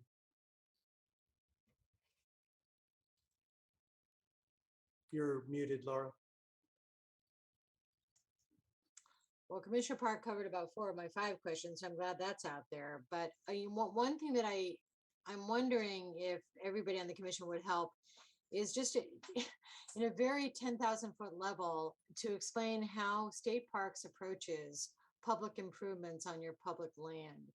The comments I've had from members of the public and in the letters, they seem to think that this is just willy-nilly. And I having done a lot of public works projects myself for local agencies, the kinds of internal loops that you go through to decide where you put a culvert, where you take out a tree are far more extensive than a private applicant. I'll just make that as a statement. And so I would appreciate understanding how long this thing was in design, and was there an iteration earlier in the design that had more trees removed, and how you adjusted the case to get down to where you are today, even as recently as yesterday afternoon. Certainly. Thank you for that question. Well, I am going to get it over to Matt Anderson, who has been the engineer on the project, so he can certainly tell you his process. Monica could speak to, how we assess the impacts, and, she and Matt work together to figure out ways to design it down. But I'll start with Matt if he's on there. Good morning. That's a great question, Commissioner Bradley.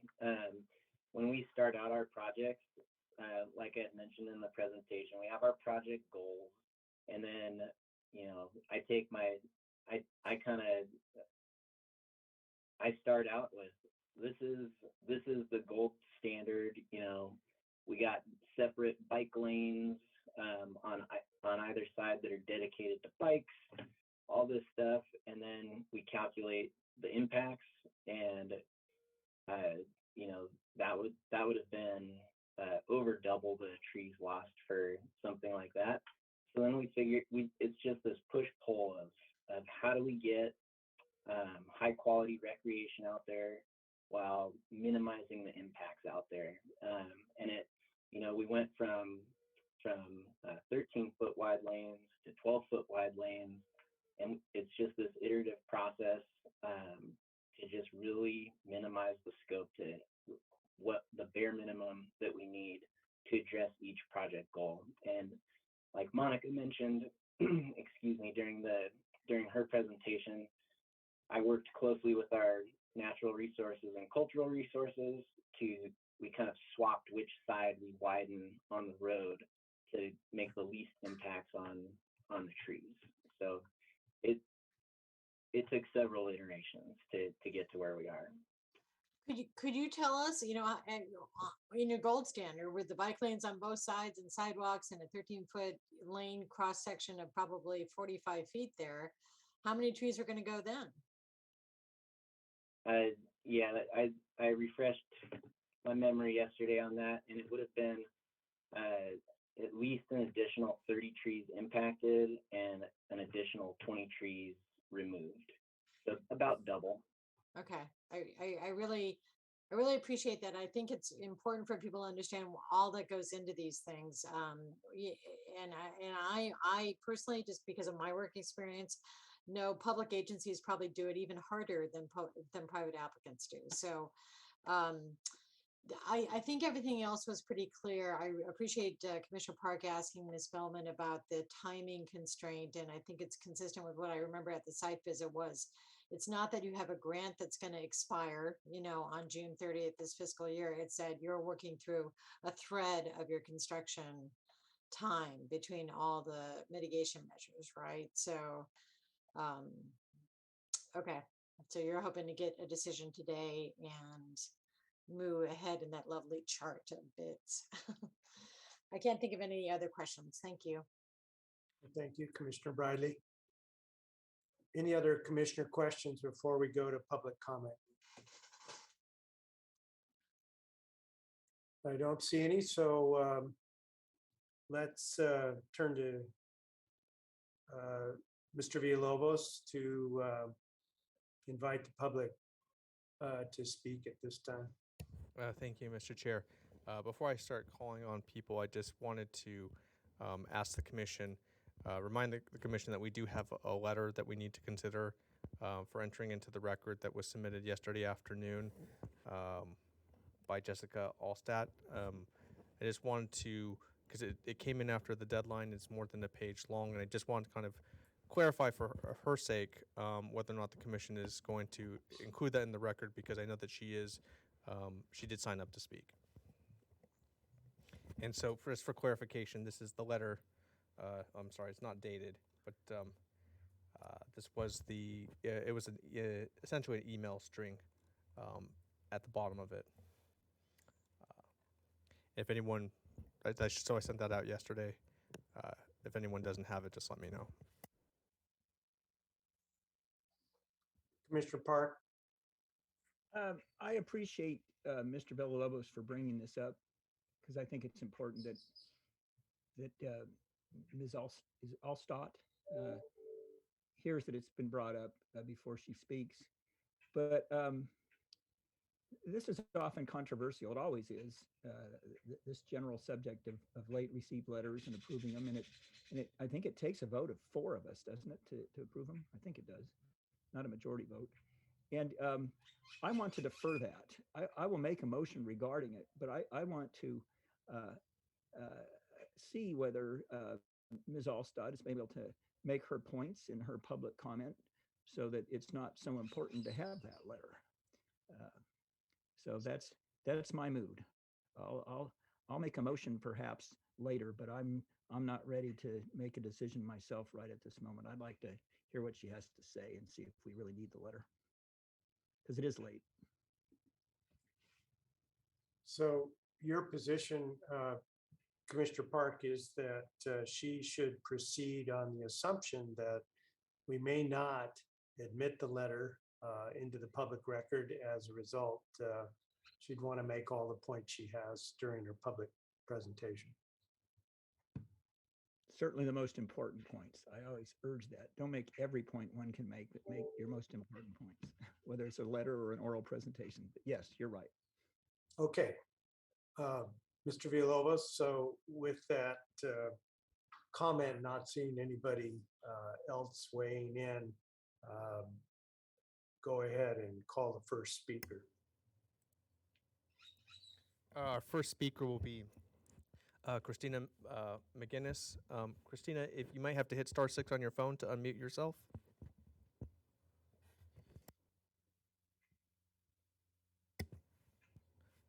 Can you all hear me? Yes. Good morning. Well, I don't know if I guess it is still morning. Chair Cooney and members of the commission. My name is Christina Mcginnis. Thank you very much for giving us the opportunity to speak to you on this project. I would like to say, as a former member of the Gaviota Planning Advisory Committee, we met several years and protect the Gaviota coast. I'm deeply concerned about this project. Planning class at UCSB, and I have a master's degree in urban and regional planning. I've been in this field for 33 years, and I've overseen numerous environmental documents and projects. The entryway to El Capitan is a place that I have visited since the 1980s, and I know it very well. It is unequivocally one of the most important riparian corridors on the Gaviota coast. To remove these legacy heritage trees would be a disservice to everyone who visits this park. Many of these trees are literally hundreds of years old and the most spectacular on the coast. It flies in the face of the mission of state parks and would destroy intact, rich, and mature habitat. More than 20 trees would be removed, including large historic specimen sycamore and oak trees, among other large trees, which are an iconic part of the historic context of the entryway to this state park. This is one of the few remaining state parks on the Gaviota coast that still has substantial natural habitat visible and present. If you've ever seen the movie Avatar, several of these trees remind me of that tree. They are legacy trees, and I strongly encourage all of the commissioners to conduct a site visit to walk this trail to understand what is truly being proposed here. The modernization plan that is being presented by state parks is incomplete for proper environmental review and must be revisited in order to assess the environmental impacts this project would create. The loss of these trees would substantially diminish the rural character of the park. It's unclear whether these improvements are actually warranted. This trail would mainly be built for access from the private campground and not for attendees who are staying within the state park boundary. The addition of crash-tested pedestrian railings would modernize the entryway and are highly unnecessary given the 15-mile-per-hour limited speed that one can travel along this area. The natural beauty of the entry area provides the context for the entire park experience. The undeveloped nature of the trail alongside the road has existed peacefully and safely for decades. It is not the state park portion of this trail that is unsafe. It is the area that pedestrians must travel from the private campground under the bridge and where the freeway exit to El Capitan State Park is. During my 2 site visits for this project, I personally witnessed motorhomes that were probably 40 feet in length navigating the road just fine, as well as turning in and out of the park after visiting the kiosk. The environmental document remains unchanged from its 2018 version, and still no decipherable details are available regarding the removal of trees, what type, or any real design options or alternatives. This project must be evaluated for its need. The path that exists is beautiful and serviceable. The road is also just fine, even for the largest motorhomes. This document must contain more detail in order to assess the environmental impact. Each tree must be clearly marked in the field, and an aerial site plan should be provided for context, as current plans are impossible to decipher. After 2 site visits, I was unable to determine which trees would be removed. The visual impact alone from the loss of these trees is significant. I also would like to add that both the state parks planner as well as the county planner were unavailable for questions after release of the staff report. So that was frustrating. I only got a call back yesterday. And so I am requesting a continuance as we need more details to assess what's really happening with this project. And I respectfully request that from the commission. One last thing is that I visited the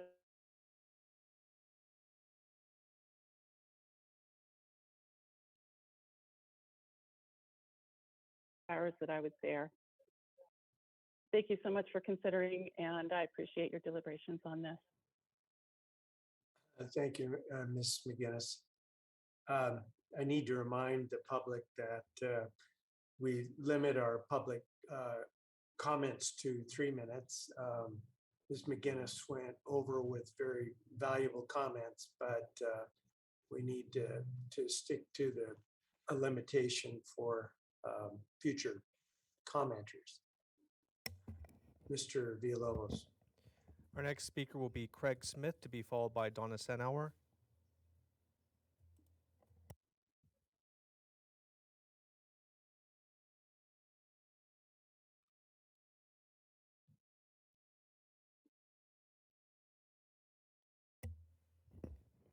Mr. Smith, if you could unmute yourself. Can you hear me now? Yes, Mr. Smith, we do. Oh, good. Well, thank you for taking my comments and giving me the time to provide the comments.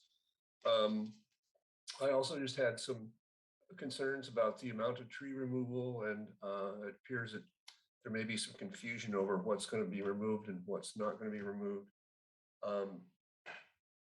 Maybe we could mark the trees that are going to be proposed for removal so that people can see those, including the decision makers. And excuse me. I had some concerns about the pedestrian path improvements. I think those are in line with the goals of the park. The Bicycle Coalition wrote a letter asking that pedestrian path be upgraded to a multi-use trail, and doing so would basically double the width of that trail to accommodate bicyclists, and that would also further or require more tree removal. I would, as an avid bicyclist, I would suggest that you don't upgrade that to a multi-use trail and just keep it as a pedestrian trail as planned. Thank you. Thank you, Mr. Smith.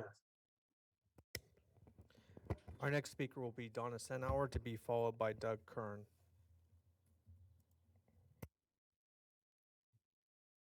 Yes, thank you very much. I am recognizable. Is that correct? Verbally, you can hear me? We do. All right. Thank you very much. Thank you very much, Chair Cooney and commissioners, for the opportunity to speak before you today regarding this proposed project. I am speaking as an individual and not in association or any capacity with any other group or commission.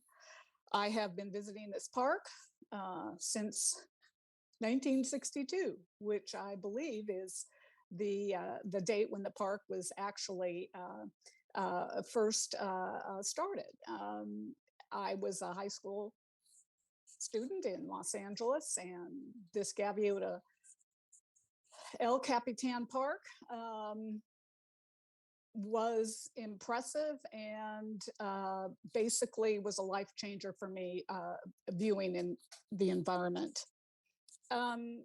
It's a vibrant ecosystem that needs to be retained, and it comparatively compared to the other two Gaviota Coast state parks is significant in biodiversity and natural habitat. I reference the California State Parks site on climate change, which is available on their website. And regarding the concern of mature trees and their elimination, they state that they have a climate strategic initiative, which includes 3 prongs: adaptation, mitigation, and education. Regarding the removal of mature trees, it is difficult for me to understand how that contributes to positively to mitigate climate change, in that each mature tree in 1 year will absorb more than 48 pounds of CO2 and release O2 in exchange. I could go on. I have a 3-minute deadline. I do believe that since state parks basically changed their project plan last night, I believe, and I have not had the opportunity to change the tree removals, eliminations, and all. I believe alone that would require a continuance, and also I believe a field marking of all elements of this project should be introduced and available to the public and the commissioners for appropriate deliberation. Hope I did it. I appreciate, again, my recommendation is for the commission to consider a continuance to this project. Thank you very much. Well, thank you, Commissioner Sennar. Our next speaker will be Doug Kern, to be followed by Jessica Allstat.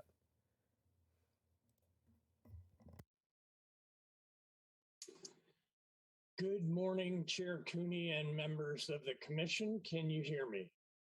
We can, Mr. Kern, welcome. Thank you very much. My name is Doug Kern, and I am the Executive Director of the Gaviota Coast Conservancy.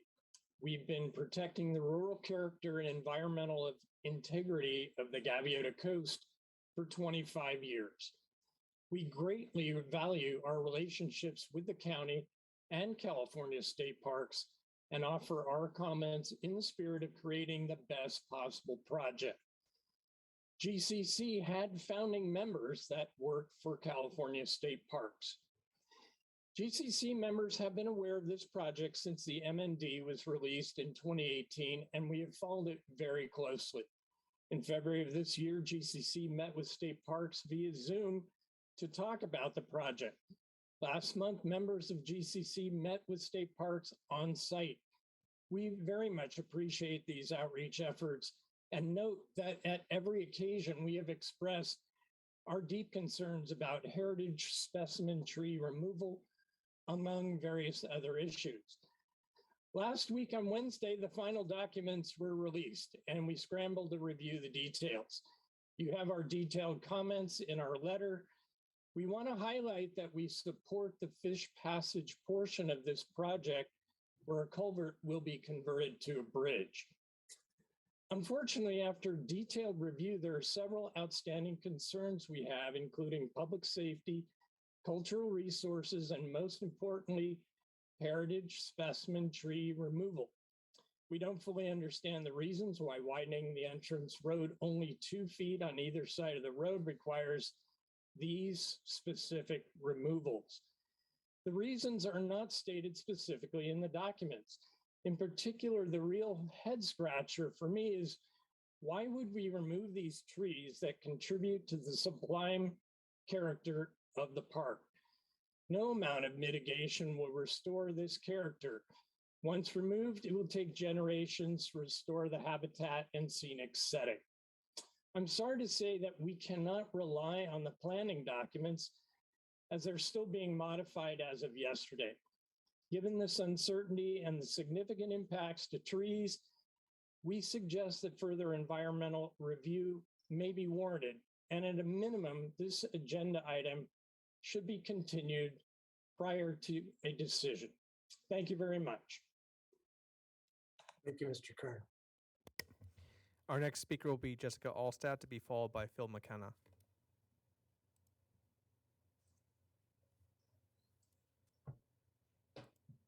Hello, can you hear me? Yes, we do. Great, thank you. Thank you. Good morning, Chair, Cooney, Commissioners, staff, and staff of State Parks. My name is Jessica Altstadt. I am a resident of Goleta, and I am here today representing myself both as an avid user of El Capitan and as the co-chair for Conservation and Science with Santa Barbara Audubon Society. And I just want to say that I am a volunteer in this second capacity, and I unfortunately do not have unlimited time. And so I am doing the best that I can, and I really apologize for missing the comment deadline. I was kind of fixated on trying to get through all the materials that were so recently posted, and I'll do the best I can here to hastily make my points in the letter I submitted. I submitted, a hastily written letter yesterday afternoon, but I remain dismayed in the amount of new or amended information that has been provided just over the past few days. Audubon has not had adequate time to go through all of the changes and inconsistencies addressed in the memo that was posted yesterday, and thus we are asking for this item to be continued to a later date so that the true environmental impacts and implications can be adequately weighed. Regarding the need for traffic study, as a very frequent park user, I have never seen the traffic backed up to the freeway. I go up there to surf really frequently. The most vehicles that I personally encountered backed up are 7. And I would argue that the inconvenience to visitors, including myself, because when I'm waiting in line, I'm always in a hurry to get out there and go surfing. That inconvenience does not justify the loss of any number of mature large trees along the entrance road. It is my observation that increasing the number of park staff available to handle visitors on the busy days would be the environmentally superior option. Many times as I have sat in line waiting for 1 or 2 staff to finish answer questions, of the vehicle that's sitting at the kiosk, I have wondered why Parks doesn't just hire more staff for these high use times, especially in the face of climate change. A willful decision to reduce the canopy cover and eliminate ancient trees along the roadway just to reduce wait times for visitors by a few minutes or to save some costs on paying staff is just shameful. Regarding the actual construction, Audubon is not satisfied that there will be adequate bird surveys performed pre and during the construction. I have personally documented a lot of breeding activity, especially in those large mature trees. This area is used as a group roost for turkey vultures and a foraging area for raptors, and quite possibly a breeding area as well. And we do request more information on the analysis of the environmentally sensitive habitat required for the monarch roosts, and whether removing all this canopy cover is actually going to change that microhabitat. And I would really argue that it's going to change that microhabitat required by monarchs. That tree replacement proposal, while it seems generous on paper, is woefully lacking when the size of the mature trees are considered. The small trees to be planted on site will take many decades to replace the canopy as it exists today. Canopy is important not only for biological concerns, but for mitigating climate effects, heat, and albedo. This can and should be measured. There needs to be a tree-by-tree examination of the proposed loss and how long it might actually take for those adjacent trees to fill in. This information needs to be included and weighed as it pertains to biological, environmental, and visual resources. Additionally, I am concerned that there are several dead trees that are slated to be removed, and this is going to eliminate habitat for cavity nesting birds, including woodpeckers, owls, and bluebirds, which I have seen nesting in this very area. And finally, I'm just going to say I've personally been extremely frustrated by the lack of easy to obtain information about this planning process. It is my opinion that there has been woefully inadequate public outreach other than just a couple of PR releases that this is happening, and basically no opportunity for the public, including Audubon, to provide comments and have questions addressed. I first noticed, over a year ago that there were tiny little paint dots on some trees along the entrance road, and I had to work really hard to find someone from State Parks to respond and answer my questions. Ms. Belvin did respond to me in June 2021. However, she did not provide any answers to my multiple questions about specific tree removals. She did tell me that, and this is a quote, habitat mitigation and monitoring plan is close to completion. This plan changes as the regulatory agencies provide conditions and compliance requirements. It will not be posted until that is complete. And, I hadn't seen any new information on the park's website all last year. And I reached out to her again this past March, in early March, and I never got a response back. And, El Capitan is a very well-loved public resource. The public, including, me and Santa Barbara Audubon, we deserve a chance to be involved in the process. And so I'm asking for a continuance so that our concerns can be addressed here. Anyway, I know I've kind of gone on, but thank you so much for the opportunity to speak to this matter. And I appreciate the amount of deliberation that you're taking today. Thank you. Thank you, Ms. Alstaff. Our next speaker will be Phil Mckenna, and then we go to our second telephone caller. Hello, my name is Phil Mckenna. I am a long-serving board member of the Gaviota Coast Conservancy. El Capitan Creek is the best example of a coastal creek near its ocean outfall on the Gaviota coast. Several issues are of primary importance to us with regard to the maintenance of the ecological and scenic character of this riparian corridor. First, the trail. This is an exemplary low-impact trail with a dirt footpath wide enough to accommodate two persons across generally level terrain. It does not need improvement. It has been sustainable since its opening decades ago. It fits the character of the environment with its natural flow through the area. The area of this trail at the north entrance near the railroad could be reworked to provide access without stairs to accommodate wheeled access. No heritage trees should be removed on this trail. With regard to the road, do not imperil any heritage trees with the widening of this road, period. I have several requests for the Gaviota Coast Conservancy. Do not harm any heritage trees and the riparian habitat. The heritage trees, secondly, have standing with the Planning Commission. Make sure that they continue to stand. And third, please continue this project to consider the tree removal and its impacts. Changes by the applicant yesterday need to be reviewed by staff and the public. Thank you very much for your consideration. We do appreciate it. Thank you, Mr. McKenna, for all you do. And Mr. Chair, we just have one speaker left. Our last, someone who's calling us in via telephone, last three digits of your phone number, 542. Go ahead and state your name for the record, and then proceed with your comments. Hello, my name is Teresa Bisson. Can you hear me? Yes, we do. Oh, thank you very much. This is my first time participating and commenting on city issues. I have to admit, I'm very nervous, but the issue at hand is why I'm speaking out against it.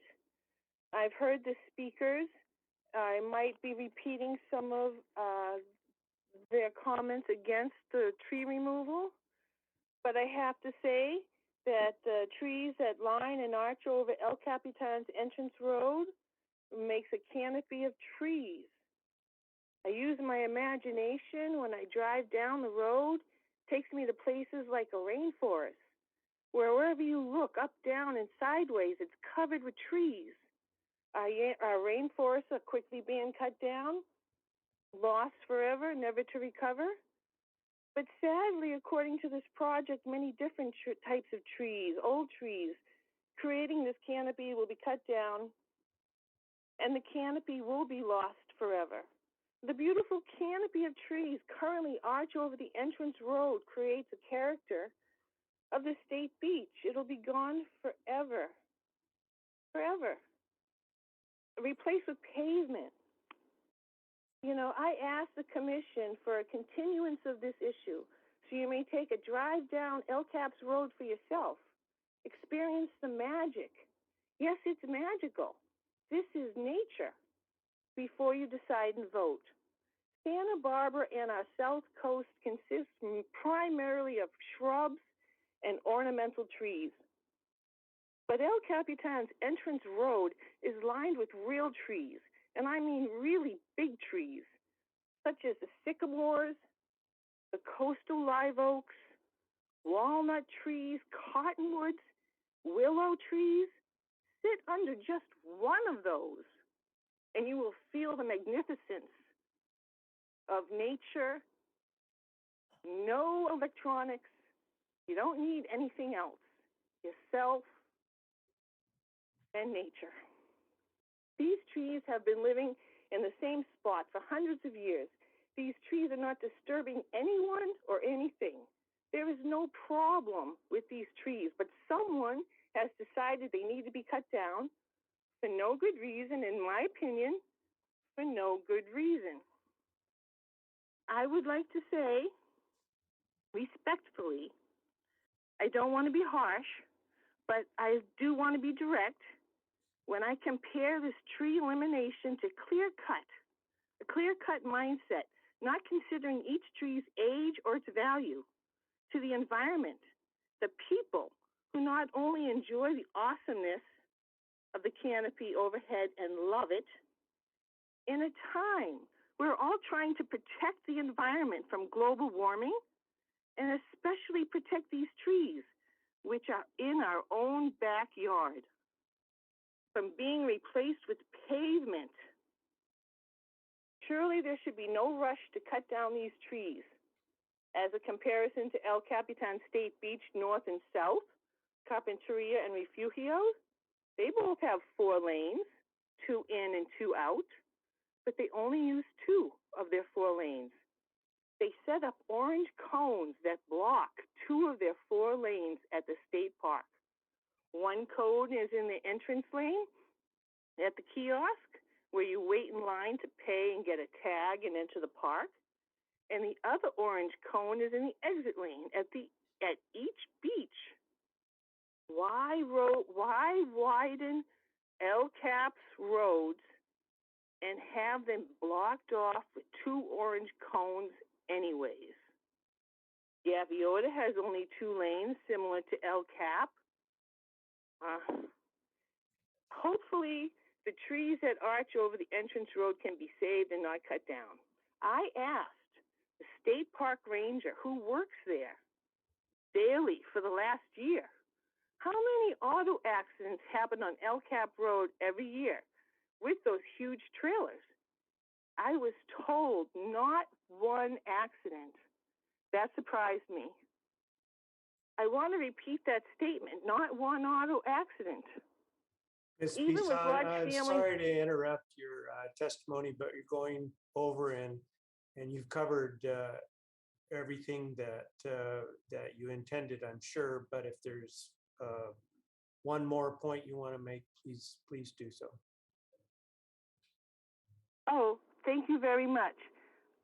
One more point with the families, the bicycles, all cars with the campers all coming down that same road with not one auto accident. So I just don't understand what the rush is. I understood there's no rush to do this. Again, I request a continuance so we can continue the conversation to preserve the character of the entrance road and save the trees and the canopy over the entrance road and not paving over them. Thank you very much. Thank you for your time. You're welcome. Chair Cooney, Ms. Passon was our last speaker for this item. Okay, thank you very much, Mr. Villalobos. Commissioners, we can return to staff now, or we could take a short break. What's your pleasure? Do you want to keep going until we finish up? Anybody? May I speak to that? Yes, please. I would imagine, and of course I'm presuming something for all my other commissioners, that staff won't have the need for much rebuttal time, as sometimes occurs, and that commissioners won't have much in the way of questions for staff. So I imagine we'll be in deliberations pretty quick, and then that'll take a little bit of time. And since our last break was at around 10 o'clock, I think we ought to take a very short one and then move in to finish it once we're done. And then go to lunch forever. Commissioner Martinez, what's your preference? I would echo Mr. Parks, Commissioner Parks' comments. Yeah. Okay. Well, that's good enough. Let's see. Mr. Pettit has a comment. Morning, Mr. Chair. I was just going to recommend that you finalize the documentary record before you conclude public comment so that the commissioners know what's in or out of the record once you begin deliberations. Good idea. Before we go to a brief break, let's take up the matter of the overlength letter submitted by Ms. Allstat. Commissioner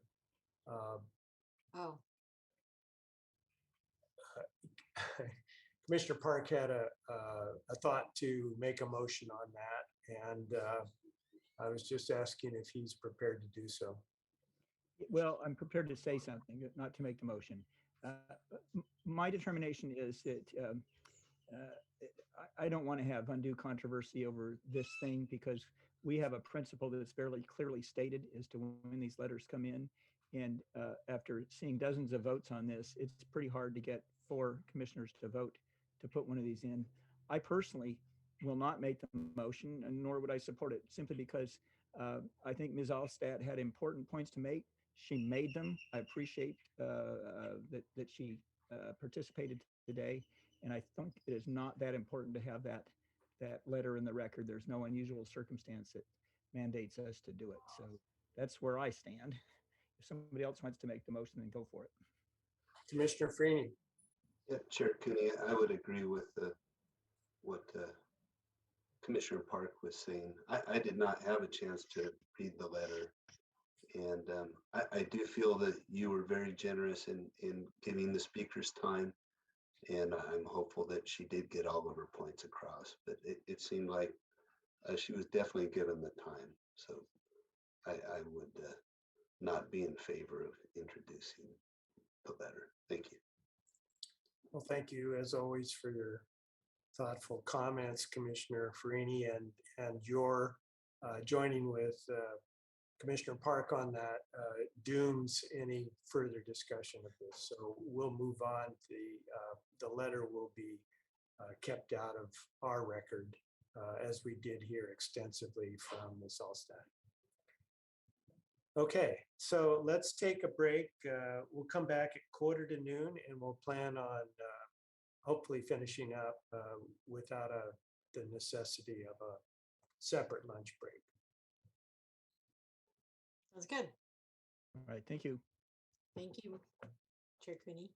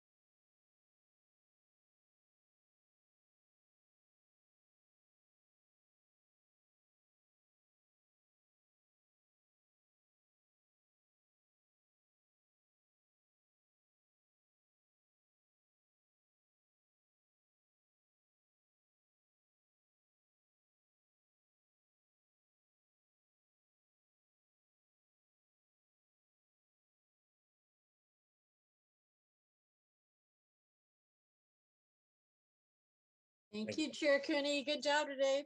Thank you. Bye-bye. Bye.